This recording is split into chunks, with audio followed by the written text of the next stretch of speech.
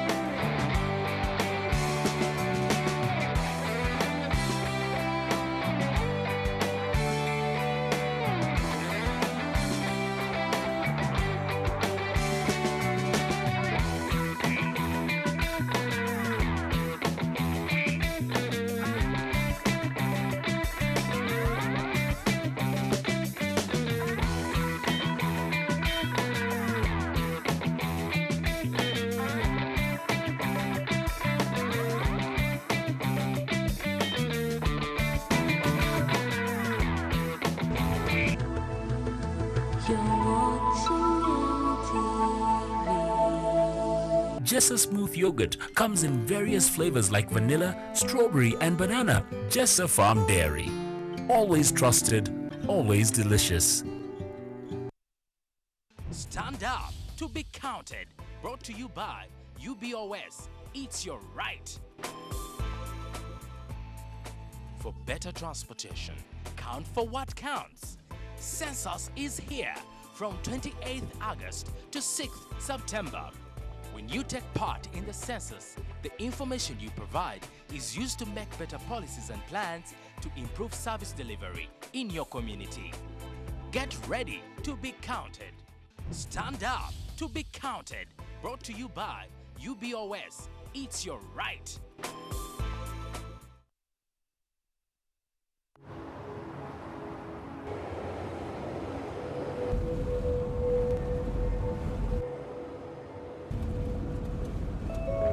And the change of government won't stop a thing. I've run out of fingers counting the number of multinationals setting up here. What about the 3 companies that announced their plans to launch last week? I say they're shortly. Me, I'd be looking to sell. At what price? More. Much, much more.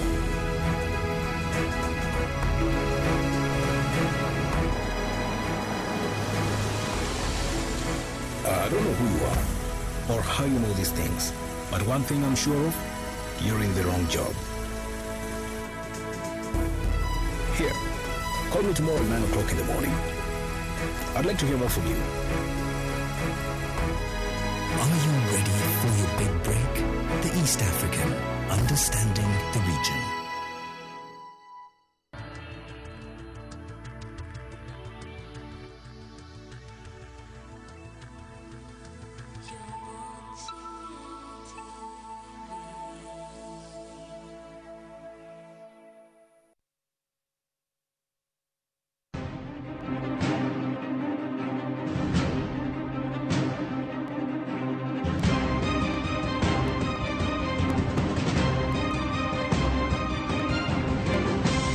You're watching Morning at NTV. To live our creative life, we must lose the fear of being wrong. And that's why legendary, awesome, amazing, talented Robin Williams lived. And this morning when he passed away, he had definitely accomplished a creative life. Welcome to Morning at NTV. My name is Brian Mlondo. Mabel, Joel, and Kasiate are all here to give you the morning of your life. Let's get started with the question of the day.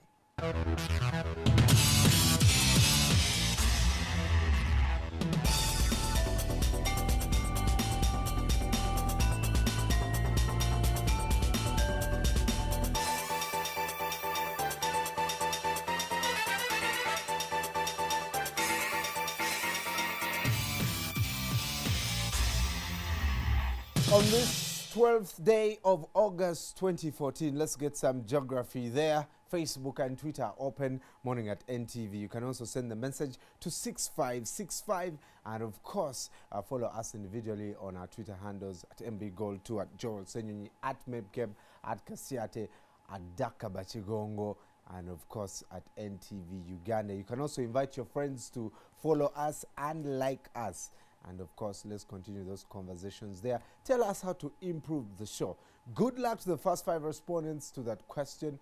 And you'll each walk away with a mag from Morning at NTV. And of course, Mabel is in Studio B. Mabel, the demise of Mrs. Doubtfire and causing, you know, lots of debate in Hollywood that maybe this guy was very depressed, and that's what most of these actors go through, and no one ever knows that they are going through such problems. You know, it's actually a very sad brand because he used to make people laugh. It's irony, I think. It's ironic. You know, someone makes people laugh, but inside something is killing them. And many times we say, I want to be like Brian Mlondo when he grows up. I want to be like Robin Williams when he grows up. I may be a very disorganized guy, for you just want to be me. You know, but I don't, sometimes you wonder, they have all the money, right. They have all the luxuries, they have the world basically at their feet, but they're unhappy. So maybe right. What is happiness? Maybe it's something we should talk about one day. Right. Well, thank you for joining us this 12th day of August. As Brian said, this is Morning at NTV. We shall continue the show by taking a look at the news. Legislators pushing for the retabling of the anti-homosexuality bill have got a major boost after Speaker of Parliament Rebecca Kadaga backed the move. The Speaker earlier yesterday met hundreds of Christians pushing for the return of the law that was recently nullified by the Constitutional Court. Addressing her guests at the Parliamentary Gardens, the Speaker said Parliament will reconsider the anti-homosexuality bill since the people want the law passed. And as Maurice Ochol reports, 207 lawmakers have signed to see the bill debated again in Parliament. Early morning, a group of Christian believers, mainly from the born-again faith, marched for about 3 kilometers from Nakawa, a Kampala suburb, to the Parliamentary Gardens. They came to meet Speaker Rebecca Kadaga to push for the retabling of the Anti-Homosexuality Act that was recently nullified by the Constitutional Court. They marched, chanting and asking Parliament to again pass the law that court found the MPs had passed without quorum in violation of the rules of procedure and the Constitution. The time is ripe for Uganda to look for genuine developmental partners who will value our people and respect our culture. Speaker Kadaga, who received the petitioners, assured them that as people's representatives, Parliament will return the anti-homosexuality law in spite of pressure from the West, since Ugandans want it. Notwithstanding anything that happened, the public should be grateful to the members who have stood on the side of the family all this time and had the courage to sit and enact this law. And I want to assure you that now that we have the 207 signatures, the rest is going to be smooth. The Speaker presided over the sitting of Parliament that passed the bill without quorum in December last year, and the Constitutional Court justices faulted her for it. When we put this concern to Kadaga, this was her response. What the judgment said, that we should never touch this matter again. It was not hard on merit. It was never hard on merit. The merit of the people of Uganda is still alive.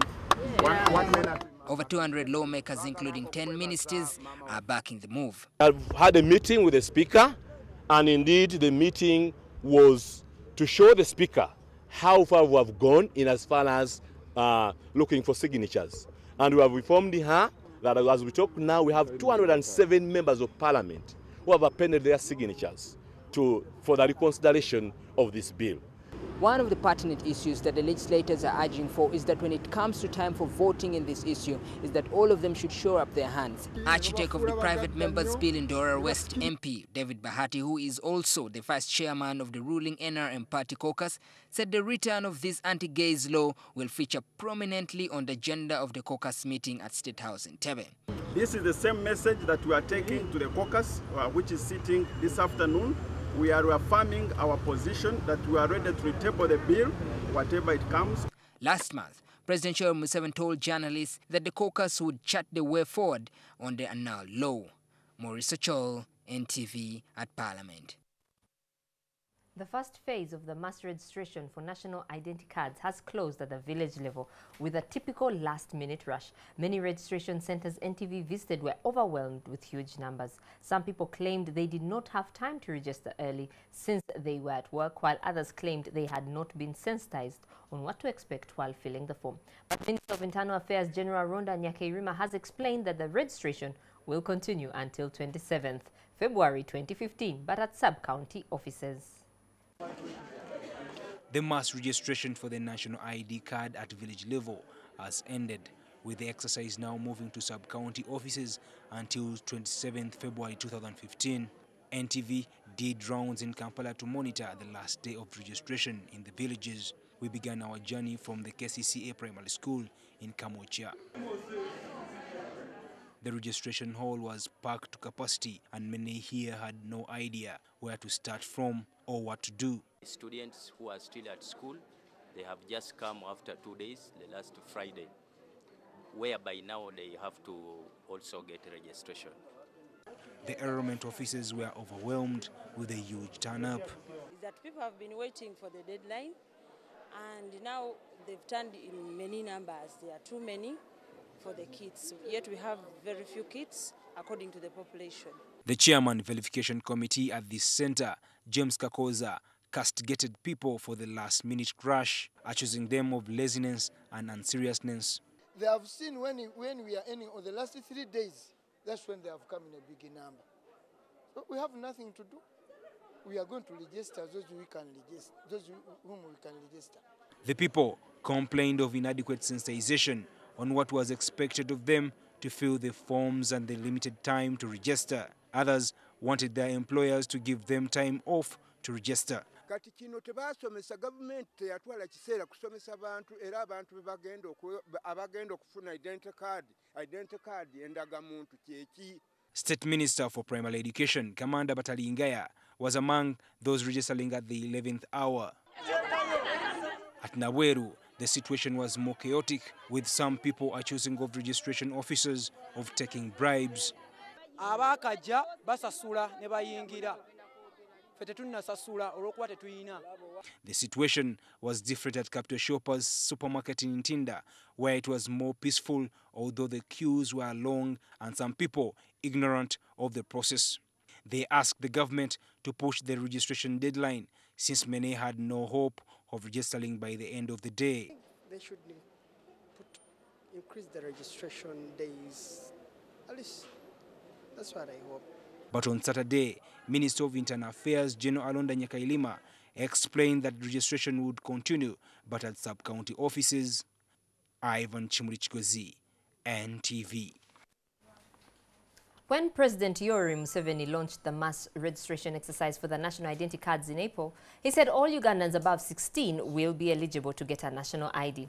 But as the first phase of the exercise closes 4 months down the road, some sections of the population, including prisoners, have been excluded. Minister of Internal Affairs General Rhonda Nyakairima says the prisoners can register later in their home areas when set free.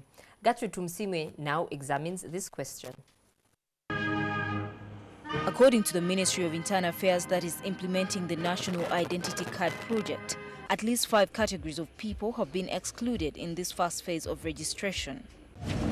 These are some categories of people with disabilities, children below 16, the terminally ill, soldiers in operational areas, Ugandans in the diaspora, and prisoners. While the reasons for excluding others may be obvious, it's not clear why prisoners will not get national identity cards.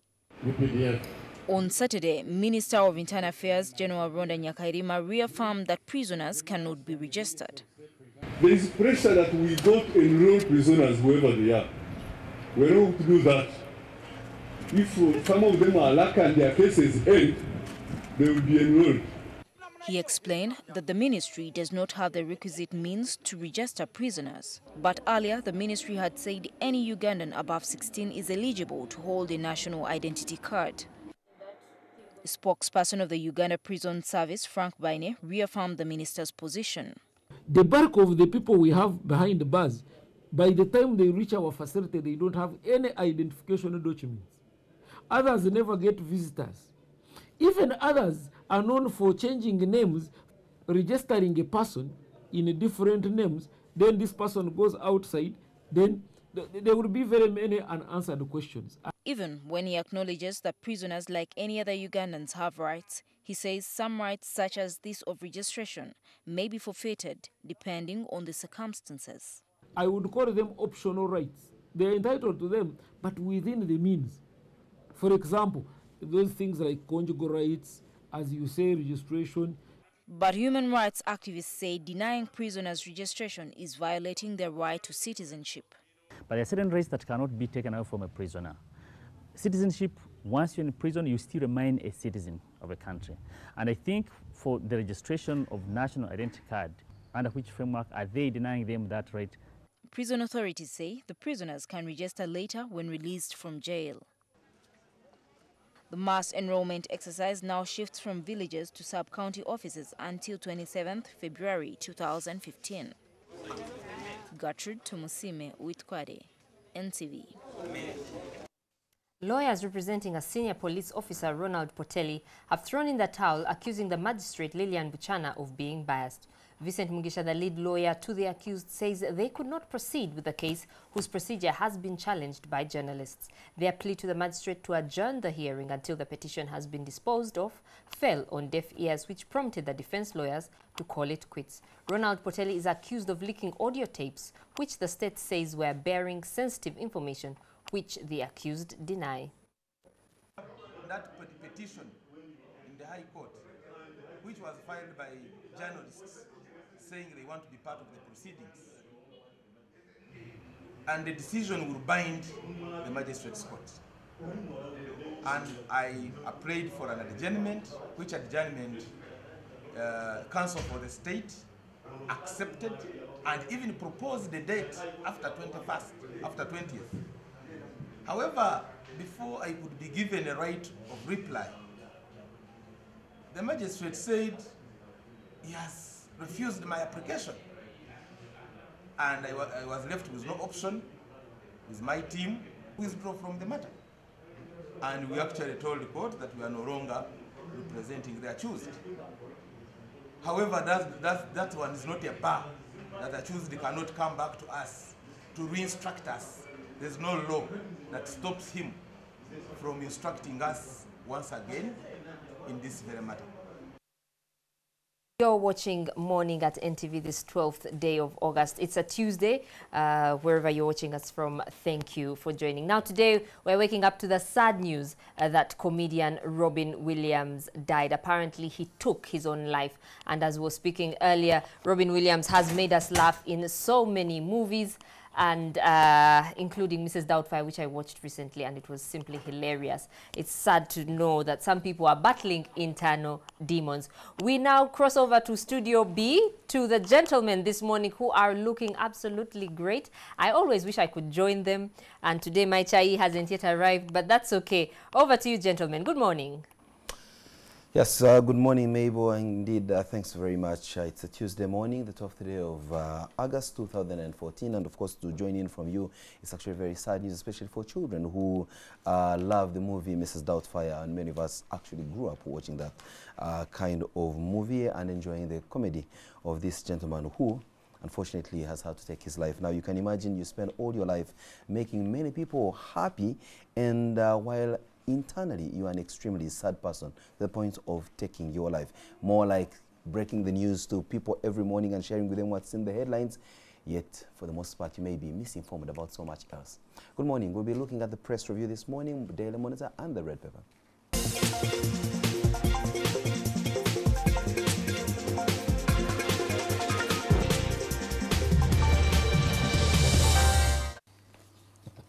Yes, good morning once again and welcome to this wonderful Tuesday morning, the 12th day of April 2014. I'm joined by the other two gentlemen that make the trio for this morning at NTV's Press Review. Good morning, gentlemen.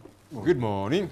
Well, not a very Are you good well morning. this morning? It's not a very good morning for me this morning. One, I came in running a little bit late, and then just to make it, of course, much of the time is spent by the security at the Serena trying to check under your tongue and the like. So as I was trying to make a turn there, I get myself bashed by another car, the back of mine. interestingly, the person who I bashed, because it was actually my own reckless driving, happens to be a very good friend of mine, for whom I very much apologize. Winston, I know I've started your morning on a very bad day, but we'll sort ourselves out. That's what perhaps, friends, it could have been worse if it was someone else. Friend will be the reef. You know, they were meant sort of inconvenience. Is it? No, not an inconvenience. I mean, I think I must have done badly his bumper, just like mine is, but we'll sort ourselves out. So is your car roadworthy? Well, given the kind of roads that we have, I don't think the roads are counted. So now it has no bumper, in addition to having no, it has cracks on the bumper. No, this is another one. You know, I have got 3 of them. So good for you, good for you. National IDs, 14 million bit registration deadline, and I think this is way within the target for which government had set out to get. If I remember very correctly, earlier on they said their target was somewhere actually below 14 million people to register by the time they're done. It was actually 18 million, and so far they've registered 14.1 million. Which I think is they've done well. I would think so too. I would think so too. The challenge is ours. People were now rushing last minute, including ministers, and so on. I was thinking, look at this bunch of fellows, these leaders of ours, you know. But I hope at the sub-county level, the remaining 3.9 million will hit it. Now, what is the now? Like where I live, I don't know where my sub-county is. Anyway, even the sub-county. That means you don't know where the parish is. Who is your LC1 chairman? The only person you know is Kalumba. And yeah, and you know him for the wrong reason. I know him for the wrong reason. Now the LC1 chairperson, of course, is anyway. Let me just leave my village matters alone. I don't want to be kicked out of that village. But what I normally tell people who ask me for an LC1 net, I tell them, for the most part, I am more scrupulous than. than the LC1. But you don't know him. How do you know that? They are the most unscrupulous leaders that we have in this country. Some of it actually has been a hereditary office. One dies, the son takes over. Yeah, that's true, by the way. And they've not been re-elected for a very long time. Is that how it is? Well, much of the time. Where I grew up, there's when is the last time you elected an LC1 chairman? I don't remember. But the last time I know we lined behind him. You see, that was donkeys years ago. Yeah, but that time were you born really? You were in position to vote. This guy has been unscrupulous from back in the day. I mean, you began to vote at 9 years old. that is not right, Brian. Well, he has been the LC1 chairman since I think I was born, literally. I like what the list here says about people rushing to register last minute. He says that's the last minute show of patriotism. Well, street lights. The question by the Daily Monitor this morning is KCCA repeating the mistakes of its predecessors. Now, let's not forget that before KCCA's street lighting bonanza, we had very good Mayor Nasa Sebagala bring in wind-powered street lights. Others were solar-powered. But of course, as I speak now, much of the wind fans and the solar panels found their way onto the black market. Some taken by the wind, others taken by ourselves. I am told that some people in KCCA actually steal, well, they hire people to steal those lights, then after sell them to KCCA. Again. When they actually have labels and KCCA buys them. And I don't know if maybe that was very common during the pre-Jennifer C era, but it used to happen a lot. Signposts and all the street lights on the bypass, that used to happen a lot. That could be possible. Why are you trying to say this is not happening under Jennifer Musisi's era? I'm cutting her some slack and believing that she has everything, under control in this. But in this country, I have a friend of mine who has rear lights for his car. His car lights were stolen. He went to Chiseka Market and bought his very lights. Without you don't begin saying, I think you can easily get lynched. So he had to pay for his very lights. Well, of course, I'm also being told, I saw a tweet from Jen from CC yesterday saying that the residents of Kisasi, Bahai, up to Pelere, that road is going to be upgraded to tarmac and complete with street lights. And I'm asking myself, and I put it in my tweet, so when all these roads are being done, what happened to we of Robert Mugabe Road? You see, they talk about Kisasi, where I say, come and join where you see, Simon, this is like electricity. For us to develop, some people have to be inconvenienced. So they are developing Bahai. I like that example. Go on, brother. You have to be inconvenienced so that when they finish Bahai, they will come to Robert. It's got to be at least they will finish Bahai and come to Robert Mugabe. Why do you have a feeling that they may not come to Robert Mugabe? Have faith. Have faith. Yeah. Well, people of Arua are under a new threat of terror, and this is coming in not from much else but iron bar-wielding men. It's in the Daily Monitor this morning. While pastors want MPs to vote by roll call, and this is with regard to the anti-homosexuality bill, and we're seeing here pastors trying to put members of parliament at literally gunpoint. Well, I hope they can. I hope they have the guts to. They've signed this, you know, You know, yesterday I was doing one of my errands and I saw that group of people demonstrating along, who are walking along. They was taking a petition to Parliament. Yes, and speaking of gunpoint, gunmen attacked Kabale again, and this is in the red paper this morning. And your friend Museveni's aide Tamalemu said Kabaka can be removed. Says he's not a sovereign power and can be dealt with. And this time saying traditional leaders are all like that, they can be removed. Of course, he's alluding to the recent degazettement and re-gazettement and so on. What is the significance of traditional leaders? And maybe if government was thinking of removing and degazetting, like you say, what is the significance? What would be the impact if they were removed? Well, before I can answer that question, I wish to inform all and sundry that tomorrow, the 13th day of July, of August 2014, OHT wa Charles Peter Maiga, the Katikkiro of Buganda, will be paying a courtesy call at the Nalobale Power Station, which is geographically located in Uyikwe district of Chagwe County, where he will be picking our very humble contribution for a tofari as part of our corporate social responsibility. And we're doing that for the restoration of Kasubi tombs, which was gutted by fire. And we know that this is not only just a Buganda site, but is a World Heritage Site. We as ESCOM hold very dearly the issue of safety. And it is as the reason as to why we're giving this tofari as a humble gesture, but also sending with that tofari a strong message of safety. Indeed, we run a power generating plant, and you know what electricity is. It's a terrible master, but a good servant. How we have been able to run that plant for 11 years without any incidents of fire or any injury should be a lesson for many people who run grass thatched and other installations to ensure that they keep them as safe as possible. So are you guaranteeing us electricity so that we are able to detect people who enter the Kasubi tombs? It's going to tell you to come in phases. Yeah. No, I mean, for us, we are generating more than you can consume. Now you have to talk to distribution to ensure that your traditional site is connected to the national grid. Can't ESCOM extend its corporate social responsibility and make sure that the Kasubi tombs are continuously... No, without a doubt, and perhaps without preempting the contents of our tofari, who knows? Our tofari could be in that line. Usually, I do not know whether MTN would offer anything in corporate social responsibility that is not in line with the consumption of their good. Load the Katikkiro's airtime card. And so, likewise, ESCOM certainly will put forward a tofari that is related much to Uganda, country. And are you going to benefit from that tofari? Of course. Of course. Why not? What kind of question is that? A question you need to answer. I will. I've been to Kasubi tombs numerous times, not just to take Ugandans, but also foreigners. So I think... You talk about, you know, the relevance of cultural leaders. Me actually would like to broaden the scope. Cultural institutions and culture generally. I think culture is good. It's just that sometimes it's tethered to, you know, the undoings in society. You know, the likes of FGM, you know, men batter and clobber their wives, it is culture and that kind of nonsense. I think culture is good in essence, you know. Just that many times we tend to go off the edge, I think. How passionate are Ugandans about cultural institutions? Would, for example, the state collapse because of the absence of traditional leaders? I don't think so. Because somehow you think, for most part, we hold more allegiance. I see many people hold more, they are more loyal to the tradition. Which is wrong. And that's why I keep saying Uganda first, then Uganda, then Burundi, then I don't know where else and stuff like that. Well, having said that, we are looking at other stories in the Daily Monitor this morning. One coming in saying that Justice Chaudhry, you know him, is on his way out after a conflict-filled 6 years on the bench. And the Kaihura tape case stalls as lawyers storm out of court. Which tapes are we talking about? Remember those tapes which had a phrase like Okwekubakwe Mfufu, and some of the culprits of that court are serious administrators in this city. Today is International Youth Day, and as that comes about, accommodation crisis ahead of Youth Fete Day, that is somewhere in Moroto.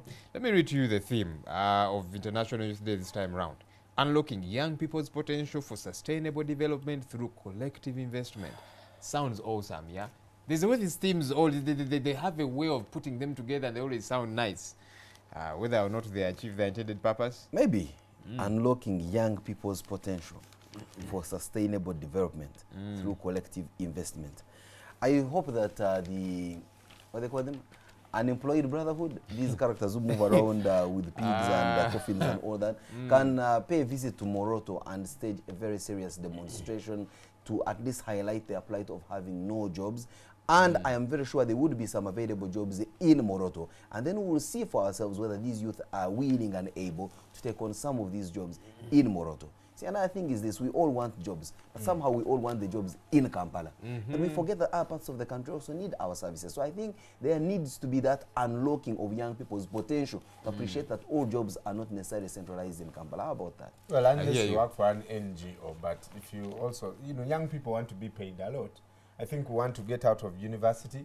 Drive a Mercedes. And are they being paid a lot here in Kampala? I don't think so. No, that's the whole thing of unreasonable expectations. You want to, someone is at the university, but they want to hold a Samsung Note 3 like Kasiate, who has been working for 15 years. Someone wants to walk out of university, get his first job, and in their third salary, he also wants to have a Mercedes-Benz, like Kasiati was been but what's for 15 wrong? years. What is wrong? Well, if you can afford it, that's all right. No, but you see, unfortunately, many of them cannot afford it. Murondo, tell me, what job are you doing straight out of university that's going to afford you a 50 million shillings car, unless, of course, you've inherited it from your parents? Of course. Oh, that you stole. No, that's why up to now I'm still driving my humble Ipsam, which knows my problems. But I think we are in a world, especially now. The consumerism and all that is just going to kill us. Where you're being told you need to get it now if you want it now. By so if I want a Benz, it's a swipe economy. Just go swipe or get a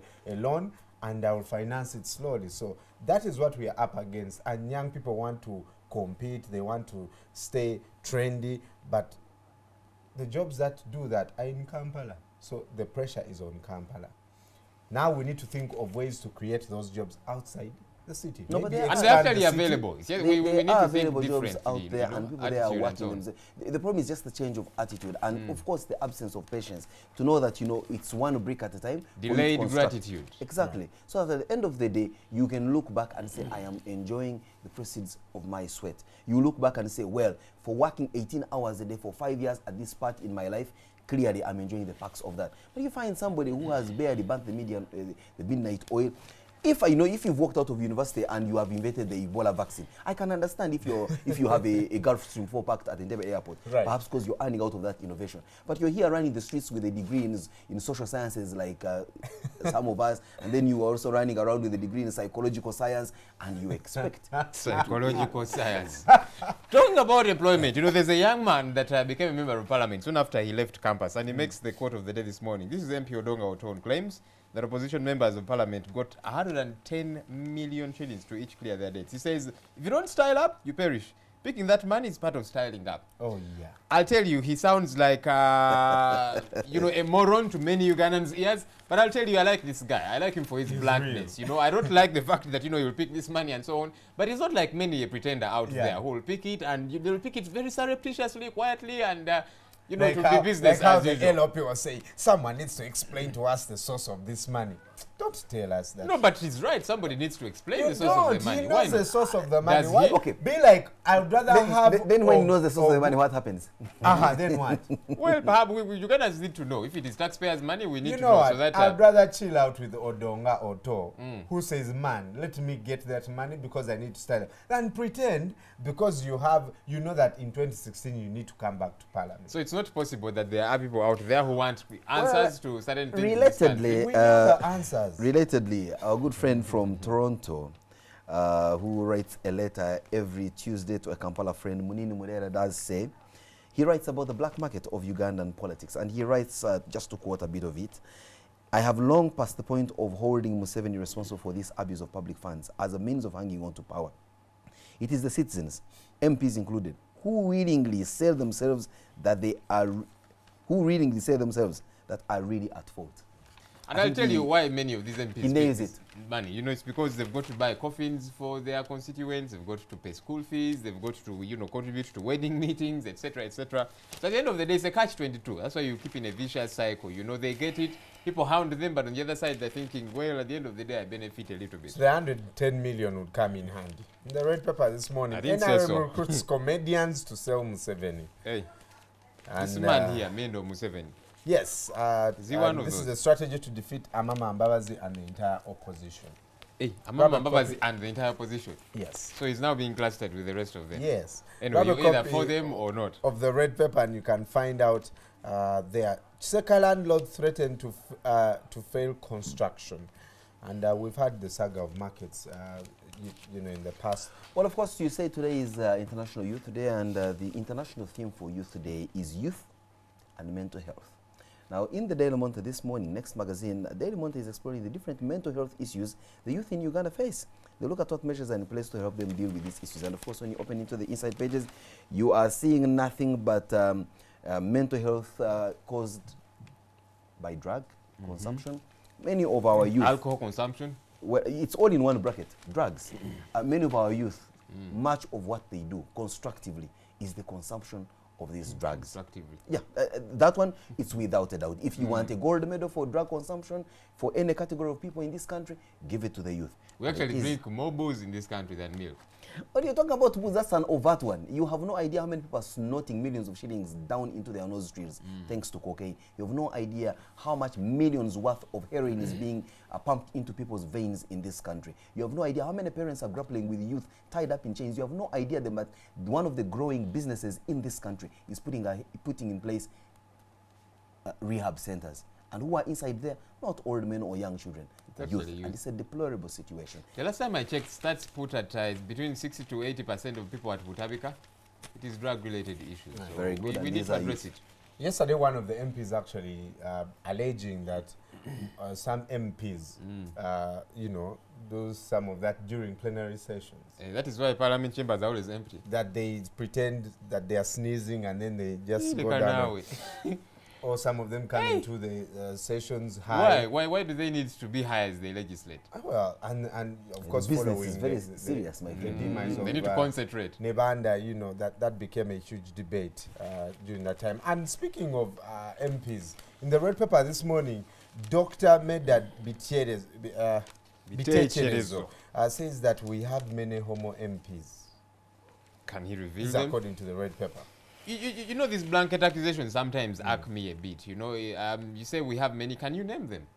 You know, you say that our opposition politicians received 110 million shillings. You know them. Can you name them? Yeah, who got the money? And you're asking Dr. Bitecherezo to do that. Have you had an interaction with him? Spare your breath. If it is reported, spare your breath and sanity. Sometimes you want to have a conversation with someone that comes off as sane. Well, so at least let him. I read it in the papers. Like I've read this one. I don't have to meet him. Like he comes off as a not very bad guy. Sometimes you talk about people sniffing. I'm not saying he's a very nice guy. He looks very deceptive until he begins to speak. That guy. He's my very good friend, but he disappoints me every time he opens his mouth to speak. Why? Is it because he screams? You know, he's just passionate about what he says, I think. Well, sometimes maybe I fail to draw the line between comedy and passion. Prosper magazine this morning, we are looking at somebody that's reaping big from the fast foods industry in this country by way of making tomato sauce, chili sauce, and all the other paraphernalia that you'll have to eat with your chips and chicken. Of course, Rainbow magazine is in the Daily Monitor here, and of course, they're featuring that Ben 10 Carnival experience where Brian Mondo would have loved to take his kid if only he was out of diapers. I was actually there. You were? I was there because, you know, of course, for bring out the boy in you. Business issues, but yeah, it's one of those. The boy was there? Of course. Oh, that's tremendous. What did he enjoy the most? Other than, of course, remaining in the pram. It's 1 year he can walk. I have pictures. Well, there is still a feud between the church, the National Forestry Authority, and these are issues that are taken care of by a great feature here in the Daily Monitor. We're talking about forest conservation and, of course, ownership of land. And here we're having the church coming into conflict with a national institution that's charged with protecting our national forest cover. This might inspire somebody here. This is the Next magazine. Keep 0 secrets to success. One is get the edge, celebrate your wins, stay positive. I like the last one, divine intervention. Well, yes, there's tremendous sports activity here in the Daily Monitor. We are looking at the recently held Onito Pro golf tournament that did take place in Jinja over the weekend. We are seeing some football here.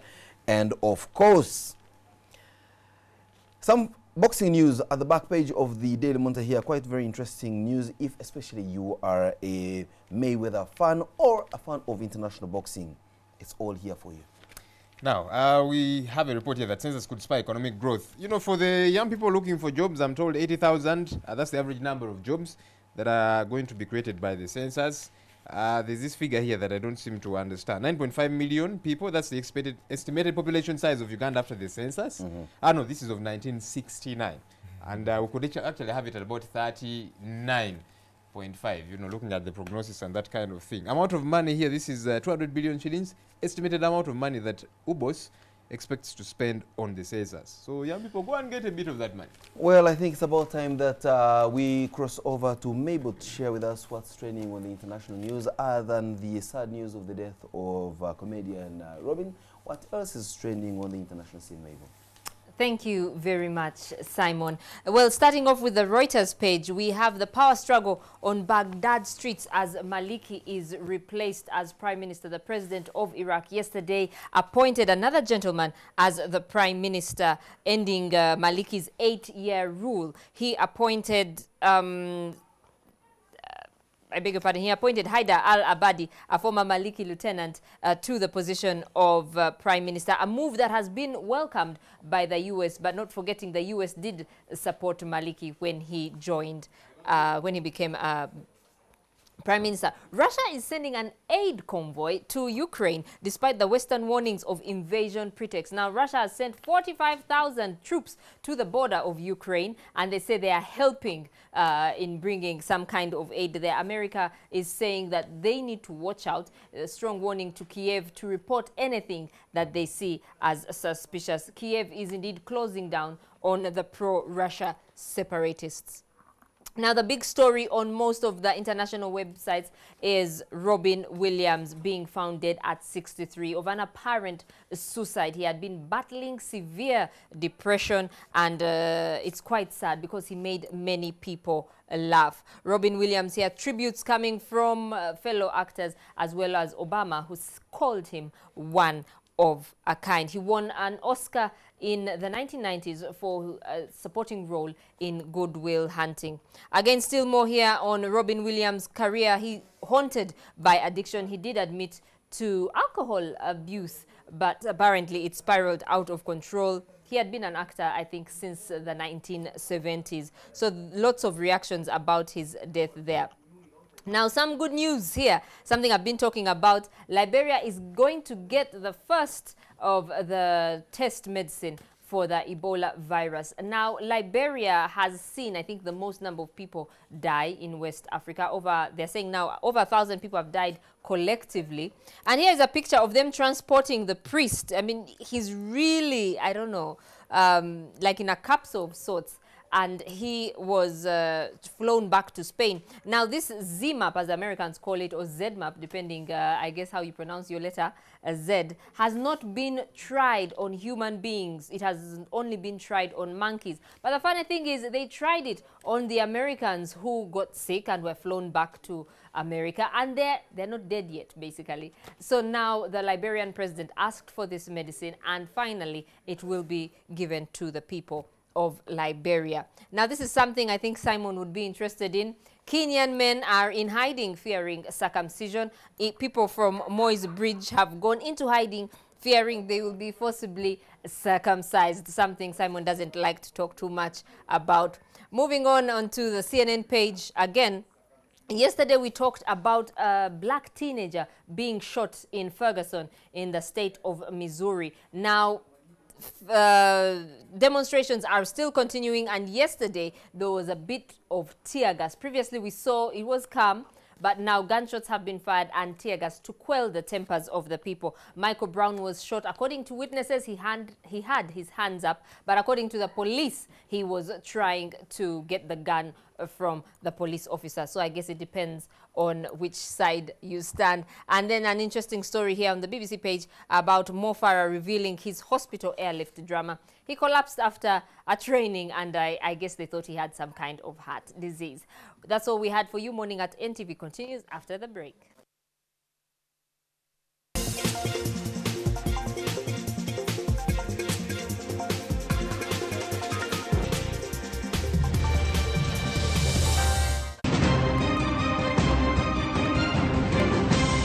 You're watching Morning at NTV with Simon Kasiate, Mabel Kebirunji, and Brian Mulondo.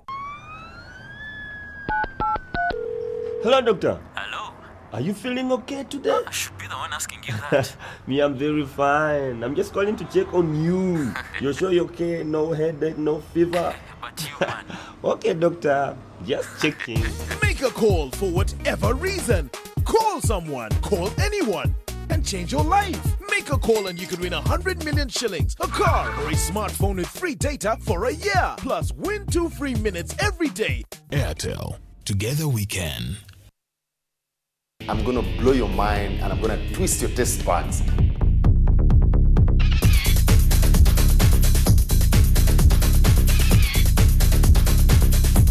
The flavors are already coming together. I can feel them. Very lovely, very appetizing, very healthy.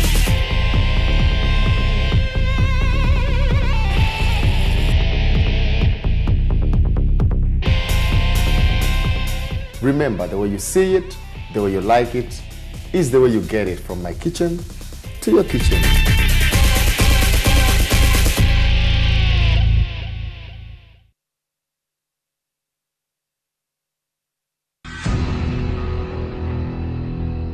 Obonyumirwa ebyemizannyo jangu nkulage.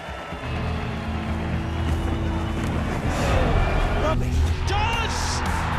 And Adam Johnson, the boyhood Newcastle United fan, Derek, flying in the face of all football logic. A magnificent goal by Robin van Persie. Ferdinand! Everton lead at Old Trafford. Walcott, Giroud. Suarez. Super Suarez. Hazard backs it up. Finds the net in spectacular style. Penalty for Borussia Dortmund. And he scores.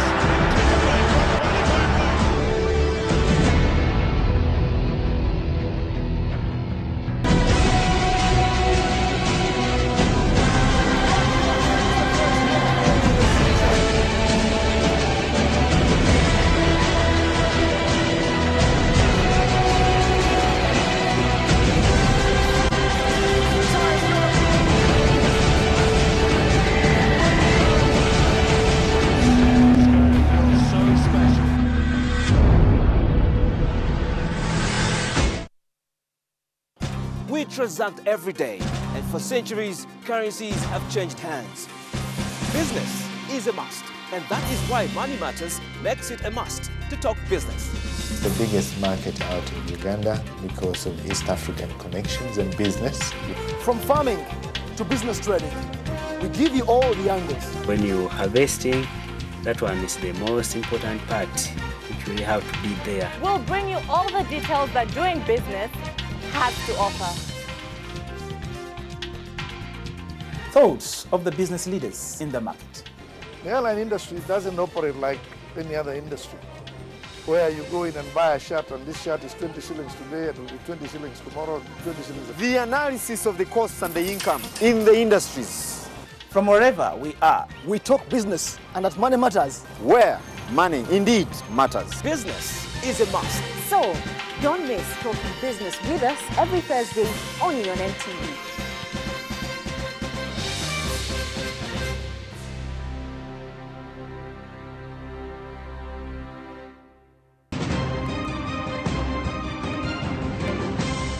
You're watching Morning at NTV with Simon Kasiate, Mabel Kebirunji, and Brian Mulondo. Welcome back from the break. I will now hand you over to Simon for today's big story, and I'm told Simon is not too happy with me, and maybe I'll give him time to explain himself. Mabel, well, what can I do? I've just chosen to make it a very nice day and a happy day since it's International Youth Day, and from the look of things, from the desertification on my forehead and the wrinkles on my face, I want to still consider myself a youth and say I think I'm only better as a youth if I'm a happy person. But of course, I must say that the morning wasn't such a great one for me. Started off on not very nice. You have car issues, then you bash your own very good friend. I must apologize once again to Winston Rutenda there, whose car I seem to have dealt a heavy blow by the bumper. And of course, you come in here and guess who your guest is for the big story? Joel Senyonyi. It can't get worse. Good morning, and yes, we'll be discussing International Youth Day at that global perspective, but also we'll get down to the Ugandan youth and what problems they are grappling with, and when we return from this short break.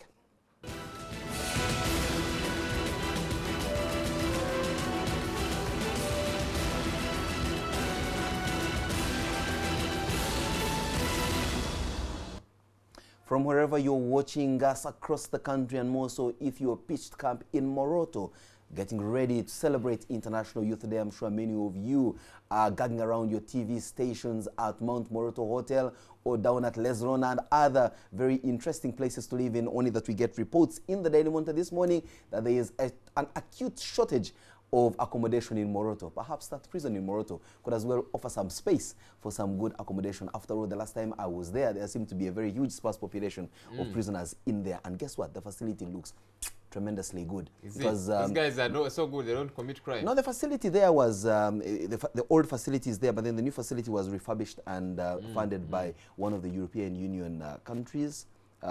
Whose mission is based in Uganda. So the facility is really nice. When you're in there, you actually think prison is, after all, not a very bad place to be at. I'm told the president was visiting one of the regions not too long ago, and I asked them, what is your biggest challenge? What do you need most? And they said they want more prisons.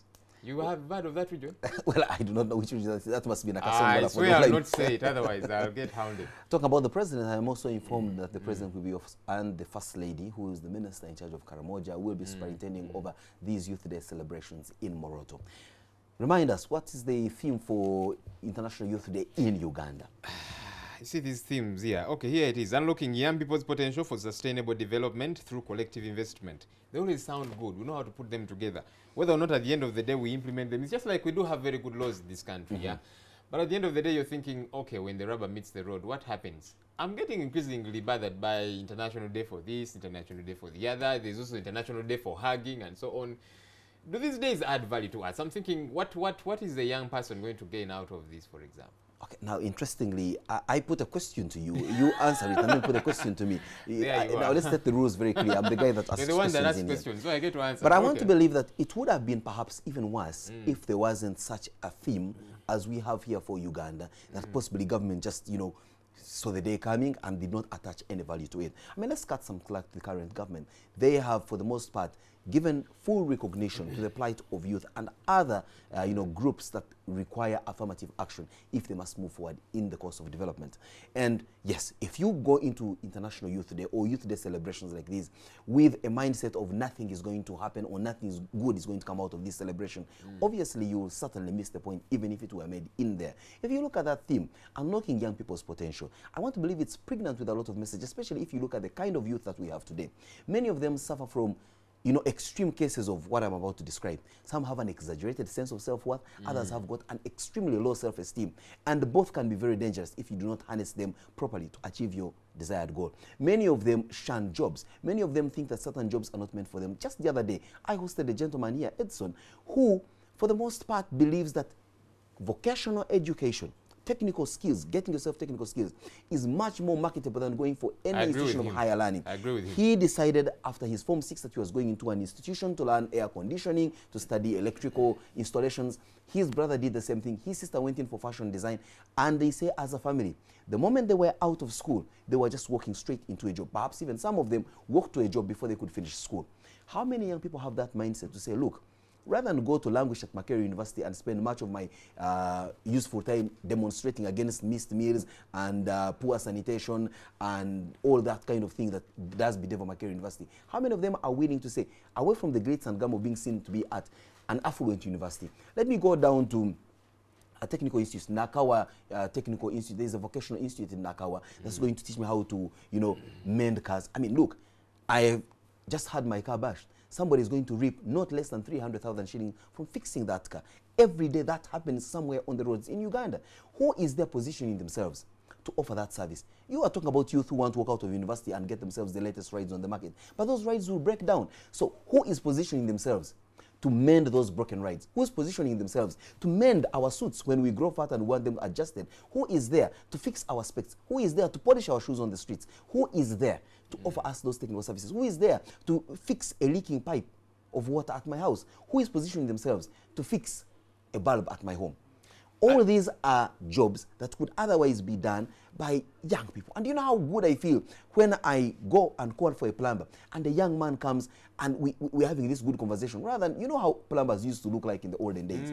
Old, tired men who are acting as though they are doing you a favor.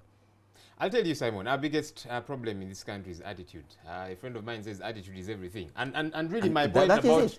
Unlocking young people's potential. Much of it is hidden and shrouded by the absence of a proper attitude. And for me, my challenge is if young people are going to expect a great deal from government, look to it, they will be very disappointed.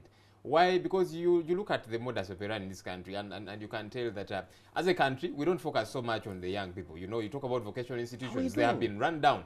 And that is why young people need to be very careful. If you're going to look to government for your everything, you're going to wait for a very, very long time. You're going to wait for donkey's years. You know? Well, they have got role models to look up to. You know, our good friend Ruzindana, the famous youth around Mbabazi. I see him now, his latest pictures in the newspapers are one where he's posing next to an S280 Mercedes-Benz latest model and with personalized number plates and so on.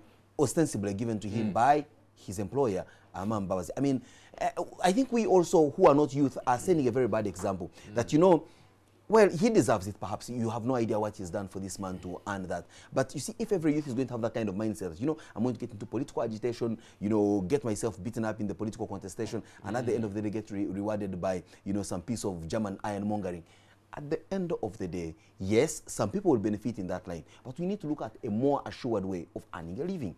And that is through that mindset we're talking about, that you should be able to do business unusual. Do something that others are not doing. Stand out of the crowd. You talk about that, and I'm thinking, you know, many times young people want to please people. You know, so-and-so did a wedding. Your wedding has got to look better, that kind of thing. I'll tell you, I have tried it for a while. People are very difficult to please. You greet them, you say you're showing yourself to them. You don't greet them, they say you're proud. You know, you're fat, they say you eat a lot. You're small, you're malnourished. People are a very complicated bunch, you know, and young people need to realize that, look, I've got my life to live, let me live my life. You know, otherwise we end up buying things we don't need, using money we don't have, to impress people who do not give a damn about us. And that's our biggest challenge. You wouldn't even say it better, but what about the presence of youth in politics? I mean, we saw the old famous picture of youth practically and literally on their knees at State House, whether they were, you know, swearing allegiance or they were kneeling down to exchange pleasantries or they were receiving something. I would never, for the life of me, know exactly what was their motivation behind it. But is that the way a youth of a country, developing as we are, should be contesting in the realms of political contestation? I'll tell you, it's because really we have reduced the young people in this country to that level. You know, they are very broke, they're very disconsolate, they will do anything to try and put food in their mouth. So for a young person watching you this morning, what are you in essence telling them? That they shouldn't be used by politicians who have possibly reached the evening or they are at the prime of their life? I think it's two-way. To the older generation, I think they need to be... Because look, if they're trying to help the young people, if they're trying to, you know, help this generation to get better, there are ways to do that. You know, I keep saying, let's not give young people a handout. Let's give young people a hand up. But you see, much of the time, it is this 5K, it is, you know, kneel down, I give you this. We are using young people for the wrong reasons, and it will eat us up. Because even when we are long gone, the older people, that is, you know, there will be a vicious cycle of sorts, you know. But to the young people... Look, you talked about, you know, vocational institutions and that kind of thing. Many will do everything to go to the university, to do some lousy course therein, you know, as opposed to going to a vocational institute and do some good work therein. And at the end of the day, what do we have? We've got 400,000 people ready to hit the job market. And the formal sector, as you know, it employs, the last time I checked, was about 110,000 shillings. So what happens to the other whole bunch, you know, of that stupendous number? That's about 290,000. Where do they go?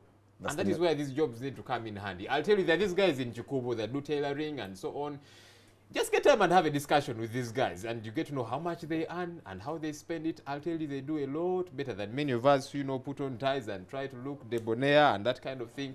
They're making it real big, you know. So our attitude as young people has got to change. You've got to realize that you can do these jobs. You can make some money out of them. And the interesting bit is that these newspapers, at least for all the bad things that they are accused of doing, they have, for the most part, given platform for inspiration. Many of these newspapers are running pullouts that show you that you can start from scratch and earn it big, rather than spend some of your well-intentioned money or even your good brains looking for the latest way of demonstrating to put your point across. You're called the jobless brotherhood, and all you're thinking about is carrying some two swine to parliament, which possibly, if you had nurtured very well, could maybe get you out of that much cried poverty, for you to go and start buying a coffin and burning it at a square, and then you spend 6 months languishing in a government jail, feeding off a taxpayer's money. I mean, all these nonsensical activities that we, yes, of course, there must be some show of discontent, if there is, without a doubt. But the question is, well, are you going to spend much of your time whinging and whining to a government that possibly doesn't even want to listen to you because they believe that you can use that much of your time to do something more constructive? That's the million-dollar question. That's the tightrope that many youth need to walk. However, looking at the International Youth Day theme at a global level, youth and mental health. Now, mental health, much of it is occasioned by the consumption of drugs. Now, you know that Uganda has become one of those areas decreed, and we've had these reports coming in, for not only just the transit, but also the consumption as an end-user country for these drugs. And much of the consumption bracket is among the youth. What do you say? It's a big issue. It's a big issue. This country, 78% of this country's population is below 30 years, and those are the biggest consumers. And to try and cut them some slack, not to justify it in any way, but you know, who are these people consuming these drugs? It is the despondent young people. They're out there jobless, and they try to find reprieve. Jobless? In consuming You this. mentioned A good number of them. You mentioned one jobless youth consuming drugs. I will mention for you 10 fully employed and even employable young men who are wasting themselves, young men That's very true. who are wasting themselves away in drugs. That's very true. That's why I'm not justifying it, you know, looking at both sides. And for the There most are part, those that coming are- in from even very affluent families, because I will tell you something. Do you know how much a gram of cocaine costs? It's very expensive, and they will sell literally everything and anything. They will gamble away their money. But look, you see, for me, it's two ways. There are young people that are very sagacious, that will get out of their way, move and shake things, and make something out of their lives, you know. But you see, collectively, we've got to realize that not every young people will be that. We'll call upon them and tell them, style up, you know, be, you know, aggressive, etc., go-getters and that kind of thing. Could it be But you maybe see, a case of bad parenting here? Because, you know, Without for a the most doubt. part, many of our parents lived under tremendous servitude. They never made decisions for themselves until they were perhaps even over 20. They lived in a dictatorial setting in their home. And when they got out of that, they possibly felt that that was great abuse on them. And so they came in and embraced wholesale, root, stock, and shoot, the whole movement of children's rights and all that. And so they let us grow up running roughshod, determining what meals we eat, determining whether we go to church or not, determining whether we, you know. So at the end of the day, we seem to run our own lives. Even break when out we and thinking, now I have arrived. I'll Exactly, do even things before my you were way. at the point of... Isn't it sometimes that we stop as parents or as older people, reflect and look at the way we are raising our children, given the fact that the raising of children with this kind of laissez-faire attitude has possibly, for the most part, led to this kind of skirmishes?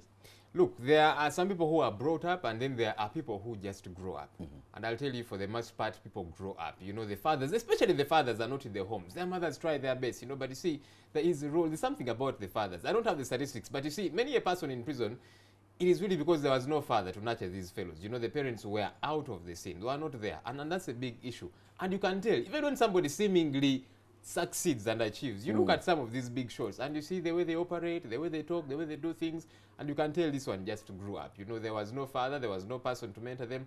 And I think parents need to play their role here, you know, and you know, that's all tethered to the whole leadership issue, because ultimately, somebody espouses the kind of values that were imparted into them when they were a lot younger. There are those tenets that do not run away from somebody, those precepts you instill into them when they're still young. They grow up with them, they become responsible. You know, there are young people, whether or not they have a job, they will not end up into prostitution. Whether or not they have a job, they will not end up into drug trafficking and stuff like that, because of certain values that were instilled into them when they were still a lot younger. We don't see that today, unfortunately. The parents are out of the picture. And that's not to give us an exculpation of, you see, I didn't have a father, and so now I can live in a wanton manner. No, I think we need to realize that, look, if things didn't happen for me, my father was not available for me, I grew up anyhow, I can make something out of my life. And I think young people need to realize that look, we can do something about ourselves. You know, yes, we should call on government to play its part, And I think government needs to play its part. You know, they And need I to also get want serious. to believe But look, that at the end government of the has day, played its part for the most part. I mean, I don't know. We've seen they all have these. played a good What about enough these part. knee-jerk reaction interventions that we see around here? A youth fund here. That's the problem. You know, that's a university scholarship scheme here. To what extent have young people been able to harness these what you call hands? Those are handouts. Handouts. And these young people need handouts. I'll tell you, I don't know many young people whose lives have been ameliorated courtesy of youth fund, youth this, and many of them actually end up being botched programs. But look, we are not going to better the lives of young people in this country by giving them money. See, you bring 12 young people and give them how much? About 10 million shillings, go and invest. They're going to gamble this money away. I think we need to look at the bigger scope of things. We were discussing about the education sector. What do we study in our schools? You know, I don't know, the prairies of Canada, problems of New York. For goodness sake, some of these young people will never make it to those countries, you know. That is where now, you know, the real practical stuff needs to come in. I think we need to focus a great deal on vocational institutes. You talked about that earlier. We need to put our money where our mouth is. What about this lifestyle that seems to be hitting this country with a tremendous wave? That, you know, youth are hit by so much to consume. I mean, there is now the noisy craze is now beginning in Premiership football, and therefore all these shacks are going to be filled up with young people gambling away, sports betting and the like. There is no, I mean, if you drive on Acacia Avenue, every other 2 houses, there's a sprawling, serious bar that is serving alcohol and shisha and all these other things up for the grabs for young people to consume. I mean, there's so much that is at their disposal, yet there's so little to offer the means to afford that disposal. Isn't that an imbalance that's going to lead young people into harm's way because they want life's little luxuries, and yet there's not enough intervention to afford those life's little luxuries? I think so. I have a friend who got drunk and he was driving back to his home, and along the way he knocked a tree. He was still in a drunken stupor, you know, and the Afandes came and they were asking him, man, what happened? And he said, you see, Afande, the tree kept coming nearer and nearer. I'll tell you, many young people find themselves in such skirmishes. But look, there's such a thing as delayed gratitude. And I think we need to get to that point. All of us, and I'm talking to myself too, we always want things quickly. You know, you see that ride and you want to get the latest one. You see, you know, certain lifestyles of people. You were talking about people that have worked forever and you've gotten out of the university. You want to attain these things. It is natural. It is inborn. It's the way human beings are cut out. You know, but you see, you can determine that, look, I am going to improve my life. I'm going to live my life the way it is. Let me, you know, live my life as I earn. You know, living within my means. The guy told me, Joel, for me, I'll live within my means, even if I have to borrow to do so. I said, that's not living within you one's know, means. another one was telling me that, look, I want a loan that can give, a bank that can give me a loan and leave me alone. I said, you're not going to find many of those, you know. And you'll see many of the rides, you know, being ridden by young people here in Kampala. And you see posh rides. You know, it is loans, etc., etc. I think we need to live within my means, within my means. We need to live within our means, you know. That is something we need to keep drumming down the minds of young people that, look, you can get there slowly but surely. And it is possible. We all should do that, including myself.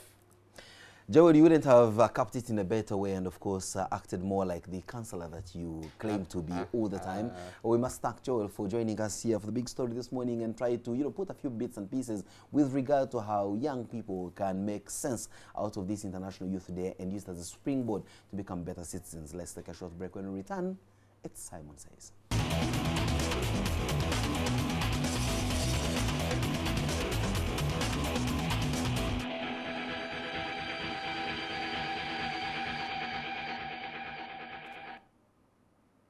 Granted, many young people will argue that they have been disappointed by the age-old mantra of saying, you young people, you're the leaders of tomorrow. Now, some have been waiting for that tomorrow, for it never to come. And therefore, out of desperation, exasperation, tiredness, backo, or whatever you want to call it, they've decided to, you know, put things or matters in their own hands and determine what future they want to live. But you ask yourself one question. Is this decision that I have made on how I am going to live the right way of living? Is that going to take me from point A to point B, where point B is the desired place to be at? Of course, there will be all these commemorative activities. There will be days, International Youth Day, blah, blah, blah, and all that. But for as long as you don't put your mindset in such a manner that you're going to benefit, or you should commemorate with a view of earning something out of it, not so much about the money, but an idea that's going to catapult you to the next level, then clearly all your efforts should be in vain. Of course, it also comes down to the issue of upbringing, as we discussed earlier on in the show. Well, it doesn't matter. It's now too late to start whinging and whining on how badly you are brought up or how well you are brought up. The question is, life at some point evens us out. You find yourself on the pedestal of life where those who are badly bred, those who just simply grew up, those who are well-groomed, find themselves on the same stable. And now the question is, how do you distinguish yourself out of that crowd of young people? And of course, yes, we know that we are always hungry to get ourselves into, you know, the management of how we live and also the enjoyment of life's little luxuries. But you must be very careful. Do you really want to jump in, you know, both feet into the depth of a river? Or do you want to take your time, take one step at a time, feel the depth by the move, and at the end of the day, you move slowly, collectively together, hard and fast, and you arrive at your desired destination in just one piece. All these are more questions than certainly there are answers. I wouldn't claim to be a moralist that is going to teach you or preach unto you how best to live your life. But clearly it's a challenge that we all face in our lives. It's a tightrope that we all have to walk. Just like what I tell you every morning, to be productive. We all wake up and strive. We go out of our way to work. But what happens when we get to our workstations? Do we spend much of the day having discussions on Facebook, Twitter, and also engaging in other non-productive activities on our desks? Well, that's a challenge we all face every day. But what keeps us awake and alive to the reality that we are in there for is the realization that you're in there to make a difference, not only for yourself, but for the organization and the country where you find yourself in. So much to talk about, very little time, but so much to actually do. Have a wonderful and productive International Youth Day. For the older ones, well, mentor the ones just below you so that they become the kind of young people, the kind of future elders that you would want them to take this country forward. Have a wonderful morning. We'll meet same time, same place tomorrow when we discuss yet another intriguing and insightful topic.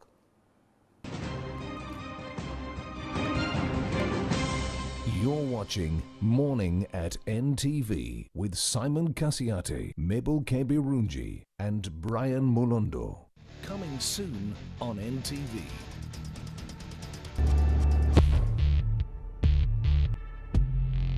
Hey, I suck at women. Because you can still think about her, but she's gone. You should always approach a girl when she's surrounded by guys. Attractive women are the most insecure. That's why they spend more time in the mirror than other women. And how to deal with the obstacle, her friend. One thing I want is money. I mean, how dare you come to me all dirty and shabby, looking like a war truck from Afghanistan. I've been given a challenge to go up to those streets, get enough numbers of very hot girls. Excuse me, so what do you do apart from looking good? 0702. 0702. My love for you is like diarrhea. A needy people please a desperate, forgettable, replaceable, boring guy. I like your skirt. Yeah, it's cute. It reminds me of my curtains. Oh, shit.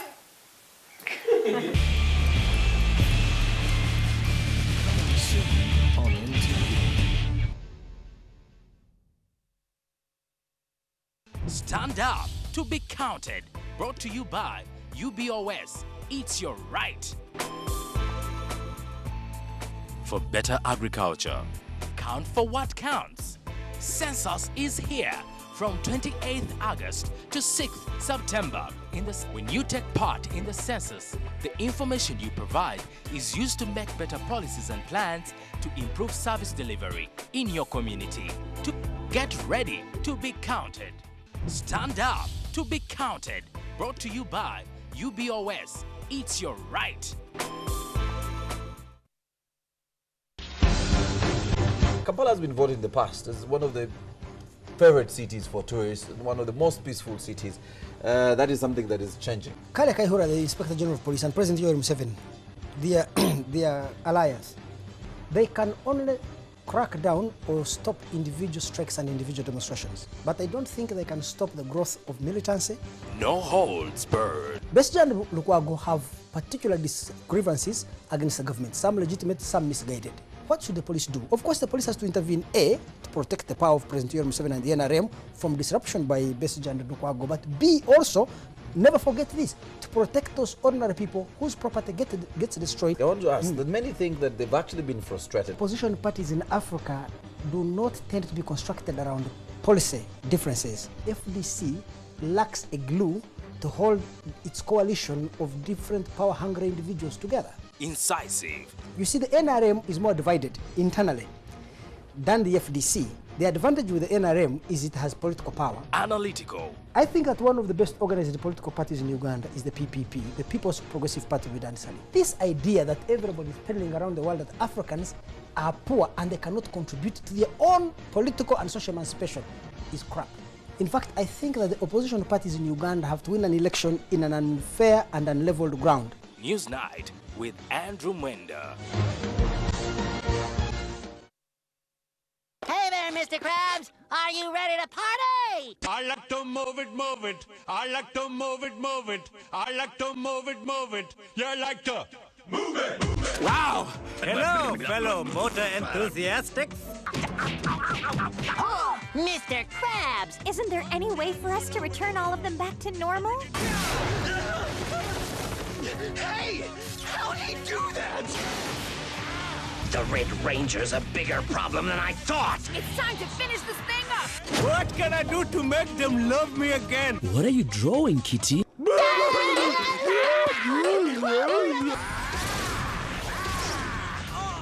Rangers? Yeah! That's a mega win! Hello? King Julian, you are truly inspiring. Ow! Sponge Pot! Fantastic! I'm gonna blow your mind and I'm gonna twist your taste buds.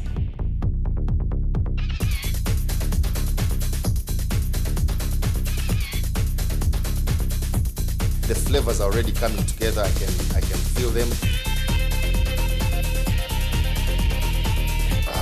Very lovely, very appetizing, very healthy.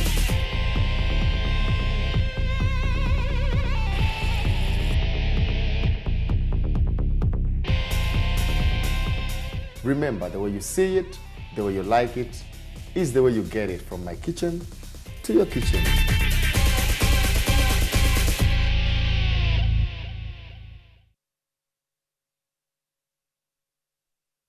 On the next episode, brought to you by... At Orange, we know you want to do more on the internet. That's why we bring you happy hour day and night. La Patrona. Next episode. You wouldn't dare to kill me. I'm your grandson. Don't come closer. She's capable of killing you. She's capable. Up, I said. She's going to kill him, Alejandro. Come on, Gabriela. Calm down. Oh my God, help me. It's okay. Calm down. Gabriela. Here we go, huh? That's everybody. Get ready to die, everybody. I'm going to shoot your son. Antonio, don't do it. Take me instead. La Patrona.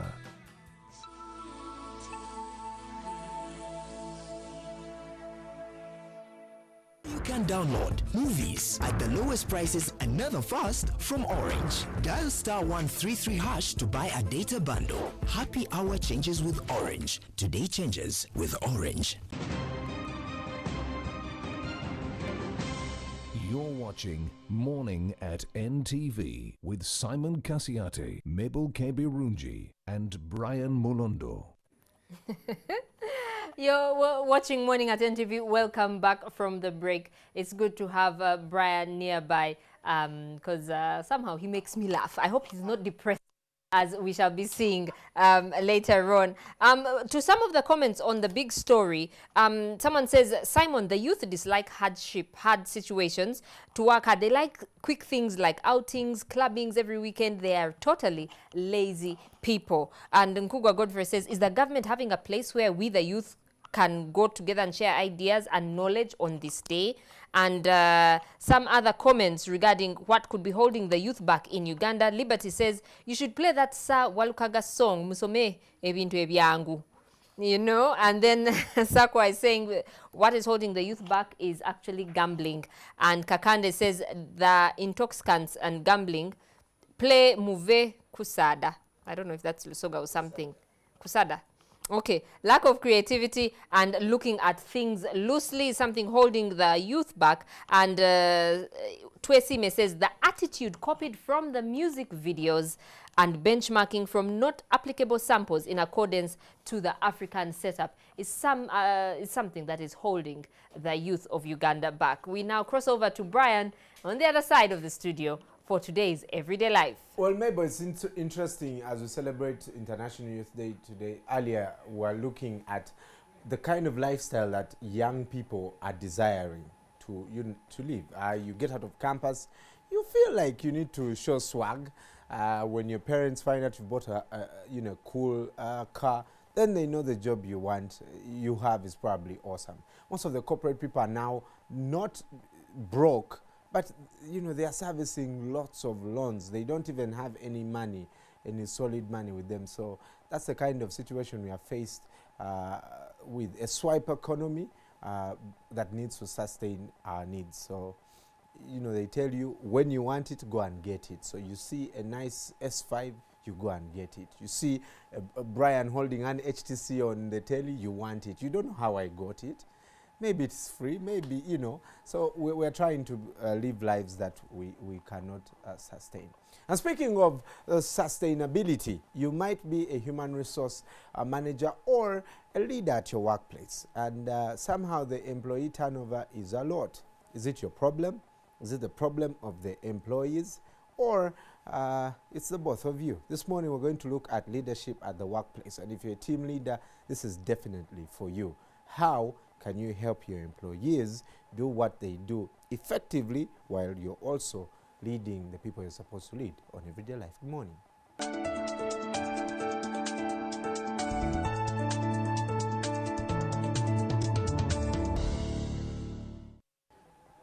And this morning joining us is Millie Kasaija, who is from PES, Mubiru. Millie K. Mubiru. Yes. That's much better. Good morning. Good morning, Thank you Brian. so much How are for you? joining Nice us. to see you. Nice to see you too. What does PES do, first of all? PES stands for Program for Accessible Health, Communication and Education, and it is a social marketing organization that targets vulnerable populations within Uganda.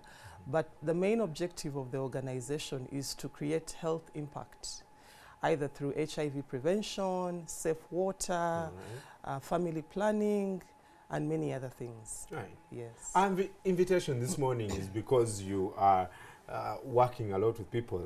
You are the people and culture coordinator. And culture coordinator. Yes. And we have seen lots of mistakes that leaders do at the workplace. And I think for me, especially for our team leaders, what goes wrong? What makes it hard for them to lead us and then us to follow? But maybe before we even go there, in simple definition, what would we say leadership is supposed to be? I'm going to ask you that question, Brian. You're working at NTV. Now, who, if you look at the leaders that you have in the organization, what qualities do you embrace as a staff? What qualities stand out for you that distinguish one leader from the other? Just give me one. Just give me one quality of a leader. A leader who... Here at NTV, that you think, don't mention names, that you think has great leadership skills, that you see is actually a leader. I think someone who delegates. Definitely. Yes. That is actually one of them. Delegating, but not dirty delegating. There is this book I came across, and I got it from Aristoc. It talks about the top 10 mistakes leaders make. And one of them they are referring to is dirty delegation. And what's that? Here they are telling you that, Brian, you're given a task, but you're doing it for the other person. The person that has delegated to you is not letting go to be able to focus on other critical issues. We'll delegate it to you, but at the end of the day, the praise and the recognition goes back to them. Does not front you as an individual to say that, you know what, Brian excellently did this project. That in itself is a good quality of a leader, because you're letting go of responsibilities that you think others can do, and then you focus on more critical issues. Do leaders understand, for example, for me, my understanding is that even if I delegate to you, I know that at the end of the day, the praise is going to come back to me as the overseer of the department. Exactly. Because I know I'll boast of an awesome crew, but you know, the top manager will say Brian is a great leader because he works with a great number, you know, of people. Do leaders understand that?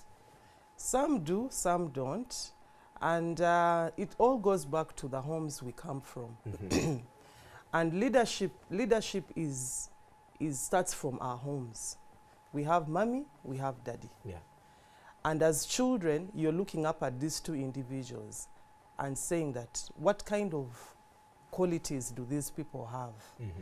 If you look back and you look at the times you are with your dad or with your mom, did your dad ever give a task to your mother to do and accomplish it wholly? And after she has accomplished it, does he bring you back and recognize her in the midst of everyone, of the children and himself, to actually say that, you know what, she takes the credit. She takes the credit because she pursued that project fully.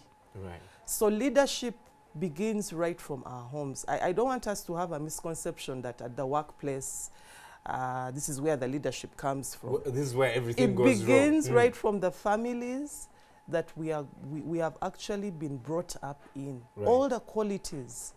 If your father is not a decision maker, okay, you outrightly as the children can pick that. But again, that should not be somebody should be able to correct that and see that, you know, if decision making that involves everybody is more effective than decision making that involves only one person. So as individuals, yes, there are values that we pick from our homes, but if there are those, because we're adults, if there are those that you think are not correct, okay, then it is on your onus to correct that. But the starting point of leadership is back to our families. Awesome. Yeah. At the workplace, because, you know, I know people who have left their jobs, and even those who are now complaining, and their excuse is that, you know, my boss is such a bad leader. He does not know how to give tasks. He's always rebuking me. He does not even correct me, you know, in a positive way. He's always just looking out for blood, literally. And he wants to destroy and assure you how you are a bad, you know, employee. And so I'm tired of that. I want to go. And others, of course, will be like, I'm only in this job because my boss is awesome. So what mistakes do those people do that make employees, you know, start to hate their jobs? One of them, again, I'll go back to this book. It's written by Hans Fiesel. He talks about putting paperwork before people work. There are bosses within, sorry that I've called them bosses. Okay, leaders. They are leaders within the organization. You go to them, you have an issue. I'm very busy. I'm very busy. And yet they need somebody to hear them out. There are very few that will actually have time to sit down with you and listen to what you have to say. In this book, they say that people are opportunities. They are not interruptions. Doesn't that make you weak as a leader? It does not. Like, if I bring everyone close and they know they can talk to me anytime, it kind of makes me a weak person. People should see that guy, you don't take any nonsense to him. I wouldn't agree with that because it's through people's words that you get to know what they like, what makes them tick, what they do not like, because it is not the machines that are going to get the work done. It's people. Yeah. So we need to give an ear. It doesn't have to be a whole day, but if somebody comes on your door, grab that opportunity.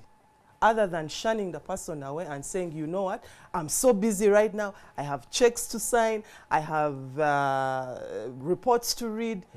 Give them, even though it is 2 minutes, because this could be a star performer coming to you, but because you have not given him that opportunity, the next minute, you know, he's giving you a resignation letter. Yet you have invested so much in this individual, and if you had at that time sat down to hear what they have to say, probably he would have changed his decision. If you're just joining us, we are talking about leadership at the workplace. If you're a team leader, you lead a group of people, well, this might be your opportunity to learn one or two things and make the employees more happy. But also, I believe that with roles also come responsibilities. Do we, as employees, also frustrate our leaders and turn them into bad leaders? What are those things that we do that probably make these people, you know, at the start of the job they are really good, but now they've turned into monsters, and we're the ones that make them? I think it's two-sided, and you are correct, because as individuals, many employees fail to understand their bosses. They are bosses who want their work quickly. Now, if you're the kind of employee who doesn't pick that up quickly, this individual gets a little bit irritated. Not, in fact, a little bit, very irritated. Yes, because let me tell you, I've worked with some people, and I'm like, if I was this one's boss, I'd fire you the day I hire you. Some people are too slow, and you can't work. And you know, when they give this person the resignation, you're like, good riddance. Thank God they are gone. So we have to learn the leaders. We have to learn. If you fail in terms of learning, you know, there are always opportunities to check yourself and say, wait a minute. What kind of supervisor do I have? Yes. What kind of manager do I have? And the moment you know them, then you follow suit. Right. And it is also important because individuals are individuals. We are not perfect. It is important that you recognize the strengths of this leader and capitalize on that. You know, I mean, everybody wants to feel tick. Everybody wants to say, I am respectful, I am a hard worker. They want to hear that. But, you know, sometimes as employees, you're only portraying the negative part of it, which again is not correct. Yes. Right. How then, as a leader, do you even find out if you're doing a good job? Are there things that you can do? You know, you talked about once in a while, find out, do you ask your employees whether you're doing, for us as employees, they do appraisals, you know, whether we're doing well at our job. What do leaders need to do to make sure that they become better? One very important thing I have learned is to listen. And to listen with the intent to understand. One time I was working and a fellow colleague told me, but Millie, I think you need to learn your boss. That was a big message. This person is more junior than myself, but she told me that, you know, and I listened to that. How do you learn your boss? Because some bosses are quite... They're hard to understand. Yes, they are. But as I've told you, we are human beings. I mean, you're able to observe their behaviors under certain circumstances. For example, if you diligently do your work well, okay, seek for his feedback. Now, and listen to what he's saying. And don't be defensive. That, oh, I did my best. Listen to him. You don't appreciate me. Listen to him, you know, and see what he's saying. And then improve on that, you know, bit by bit, bit by bit, bit by bit. So it's important to listen. It's important to ask for feedback in terms of how you're performing as a leader, but feedback from people who are objective. And you can assess. There are people who will give you feedback to make you feel happy. Then there are people who will give you feedback that is, when you get it, you feel like, oh my God, I wish I had that. That's sharp. Yeah, and you don't even want to receive it. You're like, oh, you shouldn't have said that. But when you sit back and you listen to that area of improvement or area of criticism, you know, think about it before you throw it out and say, this person doesn't like me, or, you know, maybe he thinks the other one is better than myself. So I think obtaining feedback from people and accepting it without necessarily becoming rude to the other person, you can be able to know whether you are a good leader or not. Go to our Facebook page, Morning at NTV, and just post any question you have. Also, at Morning at NTV on Twitter, you can tag me at MBGold2, and of course, at NTV Uganda. A question here for you. How does someone in a leadership position help their subordinates grow and discover their full potential? That's a very interesting question. Now, by the time we are born, all of us are talented. Every single human being is talented. Leaders must take time to observe. What makes Brian tick? Yeah. What makes Millie tick? It needs time. Other than just coming up and saying, Brian cannot do anything, Millie cannot do anything, Millie is this, Brian is that. So take time to find out what makes people tick. And it is through your observations that you're able to know, you know what, I think Brian is a very good communicator. Yeah. And focus on that, so that you build and maximize his potential, his inherent traits, his passion, and place him in the right job. If Millie is a very good trainer, maximize that. Give her opportunities to demonstrate that. And most times, if people do what they like, they excel. Yes. They excel. Yeah. Yeah. Do we as employees take some of these things for granted, you know? Because I know some people who have been given an opportunity to excel, and when they do, they get there and they're like, Nze Mumani, I'm the baddest in this thing. Do we drive our leaders to the wall and you're like, the leader also says, this guy, I better train him. Because I will be honest with you, I've had a couple of those moments where I'm like, Bagay, I'm the baddest. And then you're like, whoa, before they clip my wings, let me tone down a bit. So where is our responsibility as employees to help our leaders also maximize their full potential? It begins with, as you're climbing the ladder, you know, you also have to have humility. Yeah. And one thing you need to understand is that if it weren't for maybe your supervisor or the opportunities availed to you, then maybe you wouldn't have, you may not have risen the ladder. So as much as, you know, they're maximizing your potential, if you move up the ladder, you know, be humble, demonstrate humility. Right. I know it's something that some people do not have, others have it, but it's something you can learn. That as much as, you know, I am climbing the ladder, I feel I am perfect. I mean, we are not God, you know. Yeah.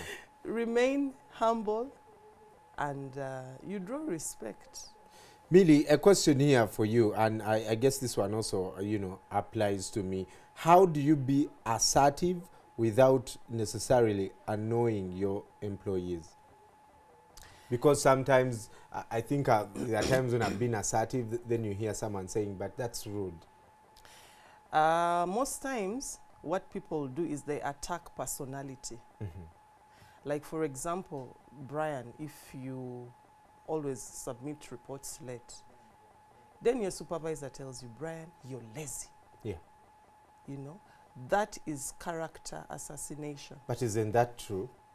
The reason why I'm not handing in the the reports is because I'm lazy. It can be put in a more constructive manner, you know, and let the individual know that. Do you realize your late submission of reports, the impact it puts forward? Show to them how their behavior impacts on the whole assignment or on the overall objectives of the department vis-a-vis their behavior, their character. Some people are lazy, yes, but you don't have to come up and say, Brian, you're lazy, you know. It's counterproductive. Yeah. It's counterproductive. It makes me more lazy. Yes. We all have children. I don't know whether you have, Brian. Yes, I have. But very young. Okay. But you imagine you tell your little child, Nicholas, you're so lazy. Now that is huge. And this guy begins to imagine there is nothing I can really do. Yeah. So you know, get into a dialogue and tell him, Nicholas, what do you think will happen if you don't probably wash your pajamas? And the house help is always washing your pajamas. Brian, the dog maybe hasn't eaten. What do you think would happen if you don't give the dog food? It gets hungry and then it wants to eat us. Yes. And then, do we always have to wait for the house help to do that? Right. Do you think you have a role to play? I mean, like, you know, dialoguing with people and helping them to understand that their behaviors impact on us. Right. Yes. Not just them. Well, yes. I think at this juncture, I'll apologize to those I've attacked. You know, yesterday I had a very bad argument with someone on WhatsApp, and I know he's watching, so my apologies, because I told him, boss, you act like a very poor man when you do some things. So, and it didn't go down, you know, with him. So I guess as leaders, you understand why we have brought Millie this morning, talk to us about that, because we have made mistakes. And you might be going through the same thing this morning, already had a team meeting, and you think to yourself, what a bunch of lazy employees. Maybe it's time to redirect your energies to something else. Can I say something? Quickly. Just one last thing. With leadership, it is not what you say. It is your actions. If you're talking about respect, you must command it. It's one thing saying, respect others, and then when you get to the receptionist, you're the rudest person. Yes. So it is through your actions that people will actually know you are a good leader. Fantastic. Nice way to wrap it up. Let's continue this after the break with Isma. We'll be talking sport. And some people don't understand that we, the leaders, Arsenal, actually won. I'm going to be assertive when we come back. Stay with us. You're watching Morning at NTV with Simon Kasiate, Mabel Kebirunji, and Brian Mulondo. Hello, doctor. Hello. Are you feeling okay today? I should be the one asking you that. Me, I'm very fine. I'm just calling to check on you. You're sure you're okay? No headache, no fever? But you, man. Okay, doctor. Just checking. Make a call for whatever reason. Call someone, call anyone, and change your life. Make a call and you could win 100 million shillings, a car, or a smartphone with free data for a year. Plus, win 2 free minutes every day. Airtel. Together we can.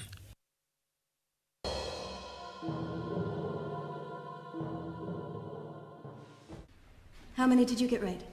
None. You think he'd get it this one? Hey, girl, you're the dumbest kid in the world. So what happened? You weren't meant to be a failure, Bennett. And you can control your temper, and you can bring your grades up too. I know you can. I'm dumb, Mother. No, you ain't.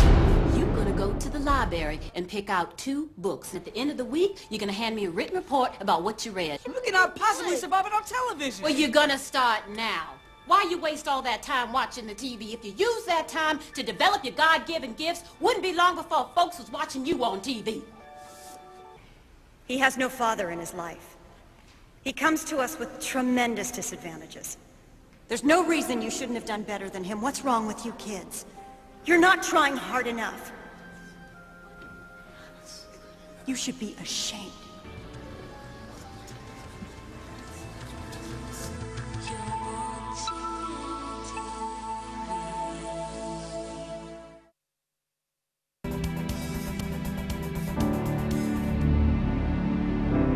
What is this place? What the hell is happening? My God! Welcome to the Aromas Perfumes Empire. Here, the millionaire Gustavo Brandao calls the shots. It's still not the perfume I want. The new Veronica should be the essence of romance. Only one thing surpasses his power. Enough! His evil reputation. I don't need anyone to suck up to me. But just as the perfumes, which transform with time, Gustavo will also go through changes. One day you're on the top, the next, only God knows. In the Aromas hallways, a trap is about to bring together the destinies of Gustavo and Rose. The humble cleaning lady finds out that in the world of appearances, something did not smell right. but I saw it with my own eyes. They'll take you away for good, and it's today. Who are you? They'll have to find Gustavo in the middle of the desert and finish him for real.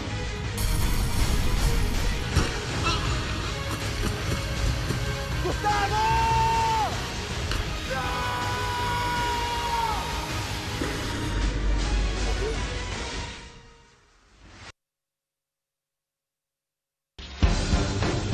Kampala has been voted in the past as one of the favorite cities for tourists, one of the most peaceful cities.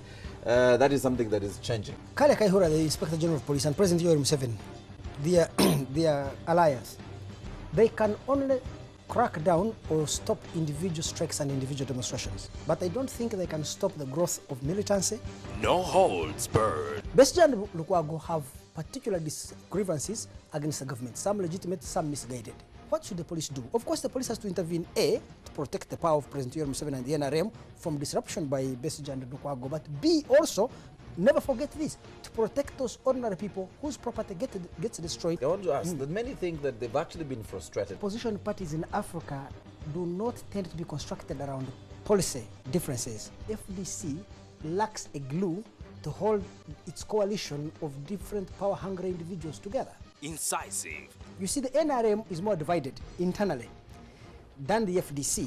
The advantage with the NRM is it has political power. Analytical. I think that one of the best organized political parties in Uganda is the PPP, the People's Progressive Party of Dan Sali. This idea that everybody is peddling around the world that Africans are poor and they cannot contribute to their own political and social emancipation is crap. In fact, I think that the opposition parties in Uganda have to win an election in an unfair and unleveled ground. Newsnight with Andrew Mwenda.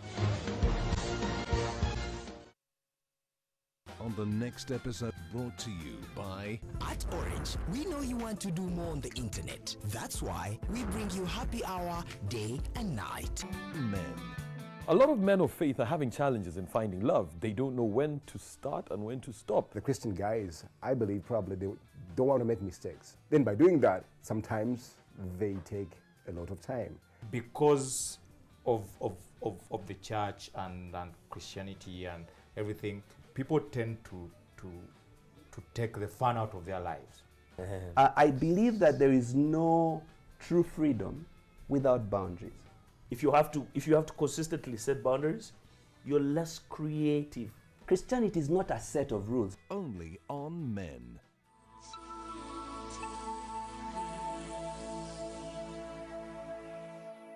You can download movies at the lowest prices another fast from Orange. Dial *133# to buy a data bundle. Happy hour changes with Orange. Today changes with Orange.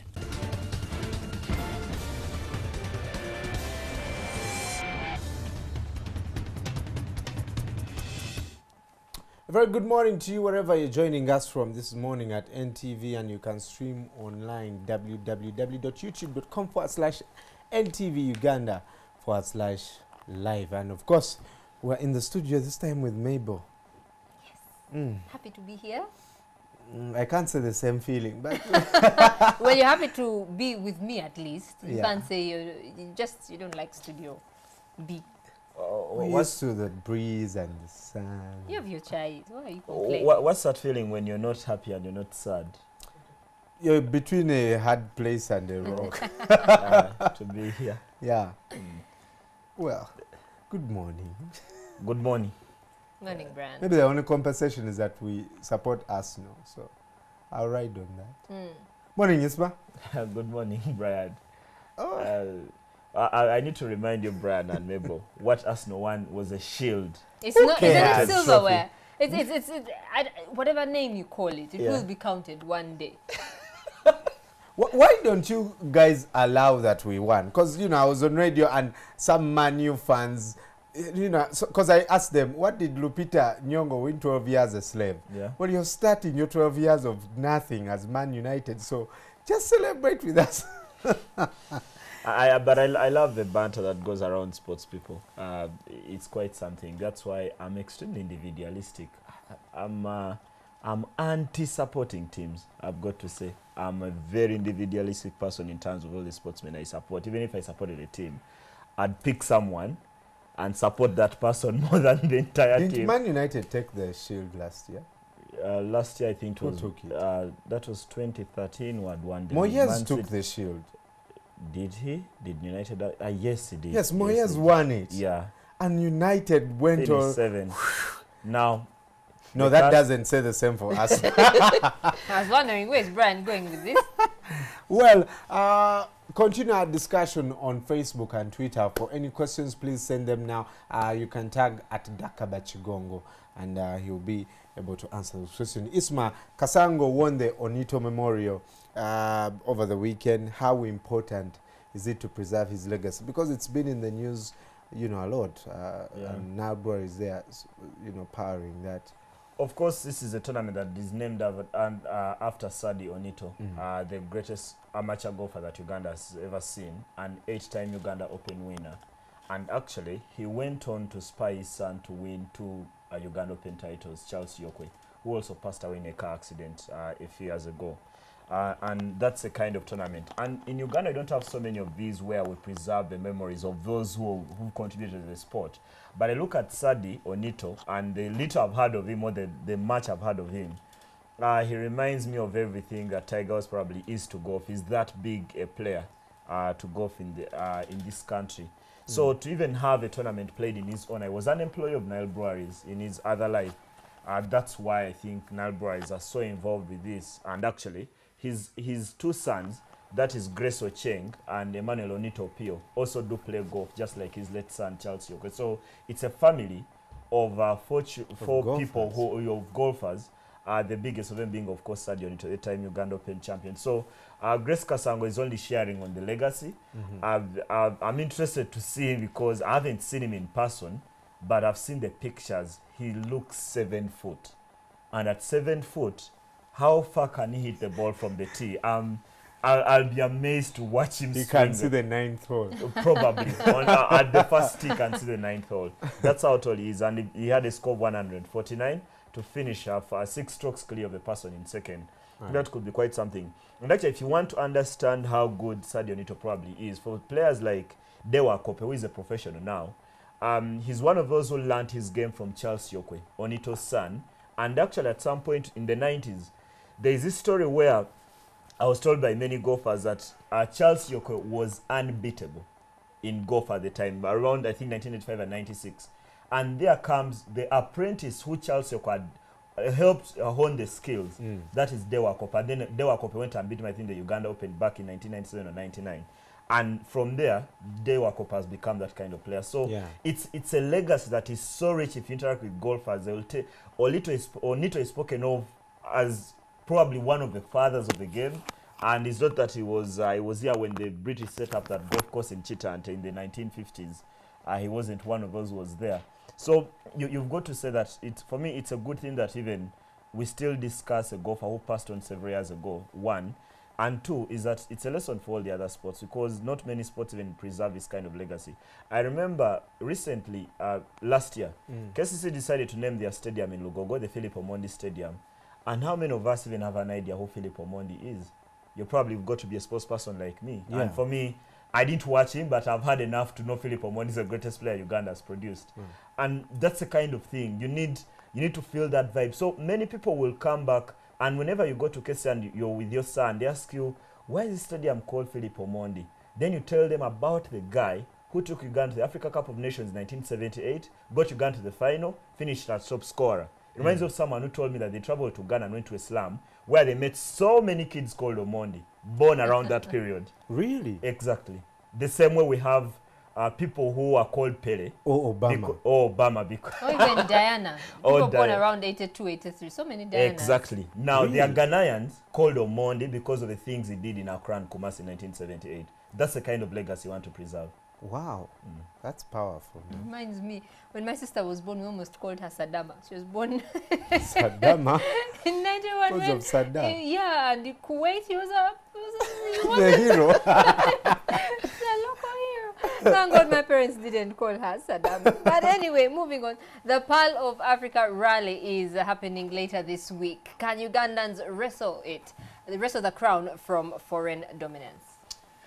I've got to say I'm extremely excited. My adrenaline is racing. If you want to find me Friday and Saturday, I'll be in Matuga because fast cars are my thing.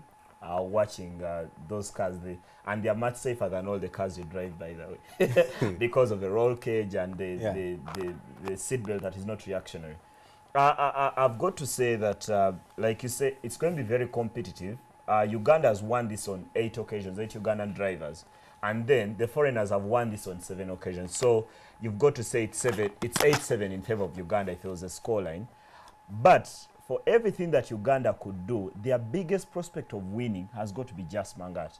And Mangat has not been competitive this year because been taking a break from rally. Now, I want to see what kind of shape he comes back when he's racing on Friday. I'm not sure he'll be in the shape that is competitive to go on and win the event. That's my biggest fear for just Mangat. On the other hand, while we might want Mangat to win, there is a race between 3 drivers that everyone should look out for. Gary Chains, the Ivorian, is the leader of the Africa Rally Championship, standing with 76 points. 1 clear of Mohamed Essa, who won here 2 years ago, the Zambian, who I always joke about coming in with a yellow car. He came in with a yellow car 2 years ago and just raced past anyone. And then there is the Kenyan, Jasprit Chati. Now, between those 3 is going to be the thrill of the rally. Then thereafter, we can all go on and cheer and hope that probably Ronald Sebuguzi or Duncan Mubiru has done very well in the RRC, finished second in Rwanda, or Abdul Sempewa who scored points in Tanzania. Then after that, we can cheer this on. But I think being an ARC event, probably Chains and Essa will be driving their own race as registered drivers for the ARC. The only ones who will be scoring points, unlike so many of the other drivers. But I've got to say, I'm really excited. It's going to be in a private estate. Remember, we discussed that to the Zion Estates in Matuga. So the safety concerns probably will be lessened.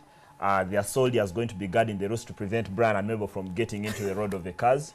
That's good that something has been done. Something is being done to make sure the fans are safe. And actually, for the first time, there are going to be helicopters flying overhead to follow the cars and make sure that even if you're in the road, they could communicate with the nearest safety marshals to come and get you out. But also for safety concerns. You remember, a few years ago in 2009, Riaz Courage died in a rally, one of these, and probably if there was a helicopter to get there as quickly as they probably his life would have been saved. He would be alive today. That was back in May 2009. So probably these kind of things are an improvement, and that's something that is lifting the status of the Pearl of Africa Uganda Rally in Africa. That's fantastic. Who is paying for that chopper?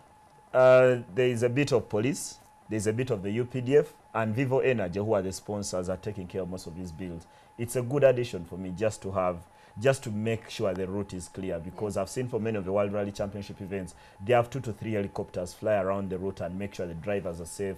In case you had a problem, they would immediately airlift you and get help, because a rally accident normally ends the wrong way. And then also, for me, importantly, for safety, because I think the drivers, these instances where drivers get this kind of problems are very few. But the ones where fans die while they are trying to watch the cars, those are the ones that frighten me out. Why would someone even get that close to the car? So I'm really hoping if the safety is fantastic, it will be a fantastic rally. That's good, man. FMU, that's quite a job. That's an awesome job. Well, moving to football, Real Madrid against Sevilla tonight. And obviously, Rodriguez must be on that lineup. Yeah. What are you expecting tonight? I think many of us want to see how Madrid will look in this new era that has Toni Kroos signing for them and James Rodriguez. And actually at the press conference yesterday, Carlo Ancelotti hinted that the 2 will play because they're the players everyone is coming out to watch. Now, I've got to say that for whatever Real Madrid could do in this one, probably not the biggest game of the season, but I think they would want to build on what they did last season when they won the Champions League for the first time since 2002, and also they won the Spanish Kings Cup. Now, I think beating Sevilla would be a start, because it's a game, the UEFA Super Cup, just like the FA Community Shield, is a competition between the Champions League winners from last year and the Europa League winners from last year. I've got to say that there is no second guessing who the favorite is in this. Sevilla are not probably the team they were when they won the Champions League. Reports suggest they're about to sell Alberto Moreno to Liverpool, the left back. Now, thereafter, what kind of performance will they put up? But from what I've seen in the preseason, Sevilla have been slightly the better side, and actually they are bullish about it. I've seen stories where they're talking about how we are in better physical shape than Real Madrid. whatever Cristiano Ronaldo could be, he's been struggling with an injury. I think he will play. Madrid say he won't play, but I think Ronaldo will play. He's a player everyone comes out to watch. But I've got to say, if Madrid don't win this, then this will leave a very sour taste in their mouth in Cardiff. They've got to win this. After spending all this money, you put together what everyone thinks the best attacking force in football, with Benzema, Ronaldo, Gareth Bale, Di Maria. Okay, Di Maria won't be playing tonight because of his problems that after the World Cup, then the transfer speculation never goes away from him. Then you have James Rodriguez and then Toni Kroos. Madrid have got to go and put Sevilla in their place. And thereafter, when the season does start in a few weeks' time, they will be very confident of probably winning the La Liga. So actually, this particular thing is very important. It's the winner of the Champions League and the Europa League. So it's not like some shield or something. No, it's the similar thing. One winner from one category and but this is a honorable, right? Yeah, this is a cup. The other one's a shield. The other one is it's a just shield. The shape of the silverware. It's but all silver. But it does matter, right? I think it does matter because if you look back, some of the most dominant teams of recent times, and I've actually said many times that the best club side I've watched personally is Barcelona. In 2009, Barcelona won the league. They won the Supercopa. They won the Champions League. They won the European Super Cup. They won the FIFA Club World Cup and the Super Cup in Spain. Now Madrid would want to belong to that category. They haven't won the league this year, but at least if they went out of this year having won four trophies, I think they'll be fine with that. They won the league. They won the Spanish Kings Cup. You win the Super Cup here, then go and win the FIFA Club World Cup. That wouldn't be a bad season for Real Madrid. It would be a fantastic year. Awesome. Very quickly, Van Gaal, I don't know Van Gaal. His first game as there's a club friendly, Valencia, and at Old Trafford today. Is that his first game at Old Trafford since he's been in the States? Yes, it is. It's going to get a feel of the Old Trafford dugout. Probably there isn't that banner. The chosen one is gone. The one that was there for David Moyes. And probably they should put the arrogant one somewhere because Van Gaal is that kind of person. His first game is going to get a feel of Old Trafford later tonight against Valencia. I've got to say that while they go into this game and they're feeling confident about whatever they've done in the preseason, Van Gaal should be, I think, is a bit of desperation from the fans of Manchester United because there hasn't been as much transfer activity as they anticipated because no players have come in apart from Under and Luke Shaw. I think it's easier to find if we had a phone call conversation here, the first question would be, when is Vidal joining? And that's something that I don't think will happen because I find the money obscene, and actually I don't think he's a Van Gaal kind of player. But it's said repeatedly that they need to sign a defender. I don't think they're going to sign a defender before they walk out on the pitch at Old Trafford tonight. But this will give him a slight indication of how good his team is. Because you could say they've been playing in the US and beat up on Madrid and Liverpool and everything. But I think when they get closer to home, by end of tonight, he'll have known which positions are still lacking. Chileang has been doing well. There'll be areas that he'll be sorting out, I think, by end of tonight. And if United win, everyone will go home happy because they had this kind of game last season for David Moyes. Remember the scoreline? Sevilla 3, Manchester United 1. Maybe for Moyes it was quite special. But I have a lot of respect for Van Gaal. Tell us about transfers. Vermilion for Barcelona. How did that happen? I don't know whether this is a point of strength or weakness from Arsenal. Just giving away a player who was on the bench because of injuries, mainly for the past 2 years, and is their captain. But I've got to say, it's good business for Arsenal. One, they signed him for 10 million, sold him for 15. Not because he's a better player. But on the other hand, the team that is getting him will be pleased to have Vermaelen because I think Barcelona don't have defenders. Don't have defenders. And now this is the only time that Barcelona are signing players in the right positions because previously they've signed, remember they signed Luis Suarez? They haven't signed a defender in about 6 years. Now by signing Paul-Andre Mathieu from Valencia and Vermaelen, I think they've realized where their problem is in terms of where they finished last season. And actually for me, I thought this signing is 2 years late. They should have signed defenders the moment they conceded 7 goals against Bayern 2 years ago in the UEFA Champions League semi-finals. That was the point when Barcelona did radical shift. Now, If you have a Malin at the back, probably they can move Mascherano back to his natural position in midfield, and Barcelona will be a better team for it. They're signing a player who, at 28, probably a lot of experience, loves to play with the ball at his feet, the way Barcelona love to play, the way Arsenal play. So probably he's a perfect fit for Barcelona. I have a feeling of all the signings they've made, this is the most sensible one. The most sensible one. Well, we'll see whether it turns out to be good for Barcelona or not. And you can check out more at 1:30 p.m. on Omomuli with Ismail Omansi and Alan. And before we go, check out your African proverb.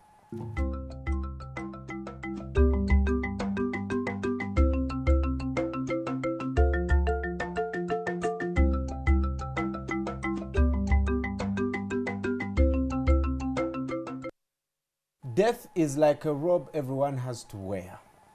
Inevitability. The moment you're born, you have to die. You have to die. Have you thought about the day you will die? It's depressing. It's depressing, and I think we never think about it. Even however many times we go to religious places and we are reminded, sure, is keep it in mind, because I think we normally hear this when from our religious leaders prepare for that day. We never, I think after that, not many people go on and prepare for it, but you don't know it's who's about next. Yeah. Well, what some people have done is to go and book coffins, measure themselves. I saw the man on I saw the man built his on Kaungezi, the one who designed his coffin and grave, and I thought that was quite an idea. And actually in places like Ghana, and that's the place you all want to die. Death is a celebration. Your funeral is a celebration. You actually get to choose the coffin you want to be buried in. If I wanted to be buried in a guitar, they design the coffin of a guitar in that shape, or a piano, or the morning at 10 TV cup. If you want to be buried in something, they design a coffin exactly that. And I watched the series, the documentary about funerals in Ghana, and at the funeral, people are celebrating like we are. It's a party, and I'm thinking, come on, guys, you've got to be crying if you came here. Right. Well, it's probably something that we could borrow as Ugandans. And before we leave, today is World Elephant Day. Did you know that? No. Today is World Elephant Day, so save an elephant or something. Yeah, there are so many world days now. Watch an elephant cartoon. Yeah, something. International Youth Day is also today, and in Morocco is where the national celebrations are. Mwasu Zemtia is coming very soon. Watch out for that. And of course, post your comments on at NTV Uganda on Twitter and at Morning at NTV on how to make this show better. From Isma, Mabel, and the whole crew here at the NTV studios at the International Conference Center. Hasta la vista, baby. You're watching Morning at NTV with Simon Kasiate, Mabel Kebirunji, and Brian Mulondo.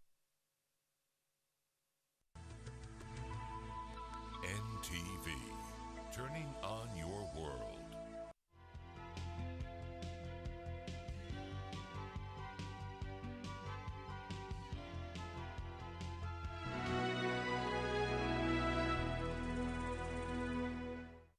Use White Star Laundry Bar Soap with a lemon fragrance, and you'll have a fresh, clean day. Be like a star. Use White Star.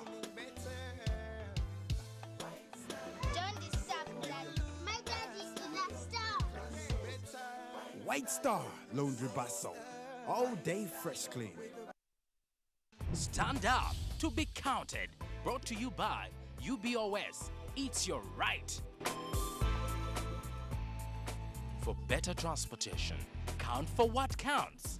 Census is here from 28th August to 6th September